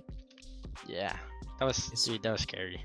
That was a pretty intense game. It's been a while since we've talked. I'm glad we get to meet. I think it was the first time Yep. we've been face to face in a whole Yep. year of knowing each other. So Coastline. Yeah. So we were talking. A lot of people had their doubts about the Slatts. People were calling you basically just a ranked stack, and not really knowing that. I mean, put together, you guys have like 10 years of comp amongst the five of you. I guess. Well, Yeah. the Junk Clicks, and then there's me and Valerian. And Coastline, I mean, did you guys just monkeyed out? Was there any semblance of a strategy, or were you guys just kind of riding high? No, we had strats. We had strats. Because a lot of that just, I mean, you guys were running out, you guys were just getting multi-kills, and Slaughterhouse just couldn't shoot back. Now, going on to Clubhouse, after sweeping them, did you expect it to be that close? No. Nah. I think we shit the bed again on club. And yeah. I mean, do you think it's just people are countering your playstyle really well, or is Club just not No, I guys think mad? we just suck on club. That's it. Like nothing else to say. We just suck. Yeah, here's the thing about the Club too. A lot of times I notice, especially on your defenses, the side you started out on, they would get a lot of free plants. Was there just a really big lack of intel on your guys' side of things? On Clubhouse? Yeah. Yeah, that was one of the round we actually had no clue until the timer popped up. So. Oh yeah. Yeah, because it's like plant would go down, and I think in like 2 different rounds, I think you still had like 3 toxic gas canisters. I mean, what was the biggest thing? What was the biggest thing you worked on, especially on Club, between the honor game? Absolutely nothing. Are you falling back in the Nobu ways? Yeah, well, we had a new schedule. It consists of 7 break day per week, so yeah. And Cartley coming in too, because so Milano was on the so Cartley is now on the main roster. Yeah. Okay, so was he slotted into Milano's roles pretty well? Because I remember Milano back on Nobu was more of like the secondary entry, or flex player behind Luis, and I noticed Cartley was playing flank watch. So is that what you guys had on Milano on too? Yeah, Milano was playing flank watch. That was exactly D's role with Milano for the last weeks, and so we put Cartley on the same thing. Okay. And of course, you dropped 18 and 13 on Clubhouse. I was really gunning for the 20 bomb. Yeah, me too. Yeah. And then Oregon, I mean, so Clubhouse was attacker sided for whatever reason. 4-2 both attack. Yeah. You guys go down 4-2 on your attack on Oregon. So obviously, it's back to standard stuff, especially with one of the rounds just being because Geo clutched up a 1v3. Yeah. By the way, did you guys have intel on literally all 3 of them just kind of standing on white? Which round? The very, very first round. Oh, yeah, we had intels. Okay, because Geo kept staring at it, and I didn't. I mean, if I was playing that, I wouldn't expect all 3 of them to be stacked on white, peeking like 3 seconds behind each other. That was ridiculous. And then you guys went flawless on your defense. I mean, what was the biggest thing you saw from Slaughterhouse that allowed you guys to shut them down at pretty much every entry they tried? I don't know. I think we just won our ones. Yeah, I think that's pretty much it. You guys played off the Slatts gun skill. Yeah. Yes, I mean, otherwise there was some pretty crazy stuff, but honestly, for the most part, the rounds themselves were pretty straightforward. I mean, you guys save yourselves from relegations, and I mean, moving forward, what are the biggest things you guys want to focus on here that you guys, at least take a highest seed that you can? Honestly, probably comms. Our Oh, yeah, comms your are comms- not that good. Your comms are English, are in English, Yeah. right? Yeah. After Milano got, are you the only French Canadian now? Yep. Oh, okay. Who IGL? Flex? Clicks and Geo. Flex and Geo? Okay. That's Most what I likely, assumed, because they were kind of the support players. But Rafi, it's been a pleasure talking to you once again. It's been too long, and I'm very glad that, after leaving T3, I get to cast you in T2. Is there anything you guys want to say to your boundless amounts of fans and supporters? Shout out to DOG. Crazy group chat. Yep. That's pretty much it. DOG group chat, that's it? Yep. All right. Thank you very much, Rafi. Congrats on the win today. Have a very good night, and we'll see you. I think we'll see you next week. Yep. Have a good one. Thank you. So, hello. Here we are. We powered through. I know you're operating off of barely any sleep. I'm operating off of 3 hours of sleep. But before we can do whatever, we gotta look at the bracket. Yeah. Gotta look at the updated bracket for Group A now that we were done with all of the matches. Recapped PDHM versus Honor. PDHM completely upsetting everyone's expectations, taking it 2-1. They will move on in 2 weeks' time to play the final against Team Oblivion to see who will play the relegation match for potential promotion against Nordic Esports. Meanwhile, on the bottom side of the bracket, the Slatts, a 2-1 victory over Slaughterhouse. That was a hell of a nail biter. Yeah. That means Honor Esports and the Slatts will have their long-awaited rematch next week. Yeah. I'm looking forward to it. Actually, hopefully that's a good game. Of course, Honor kind of slammed them on club. So as Rafi said, maybe they just really suck on club. But this is only the third match of the day. As most of you know, we have 4 on a typical day. So stick around. We've got one more. That'll be casted by Uzu and Razors, and it will be the last Group B match: Windstorm versus Depth Esports. So thank you all for tuning in. And after this short 5-minute break, we will have the next match and the last match of the night.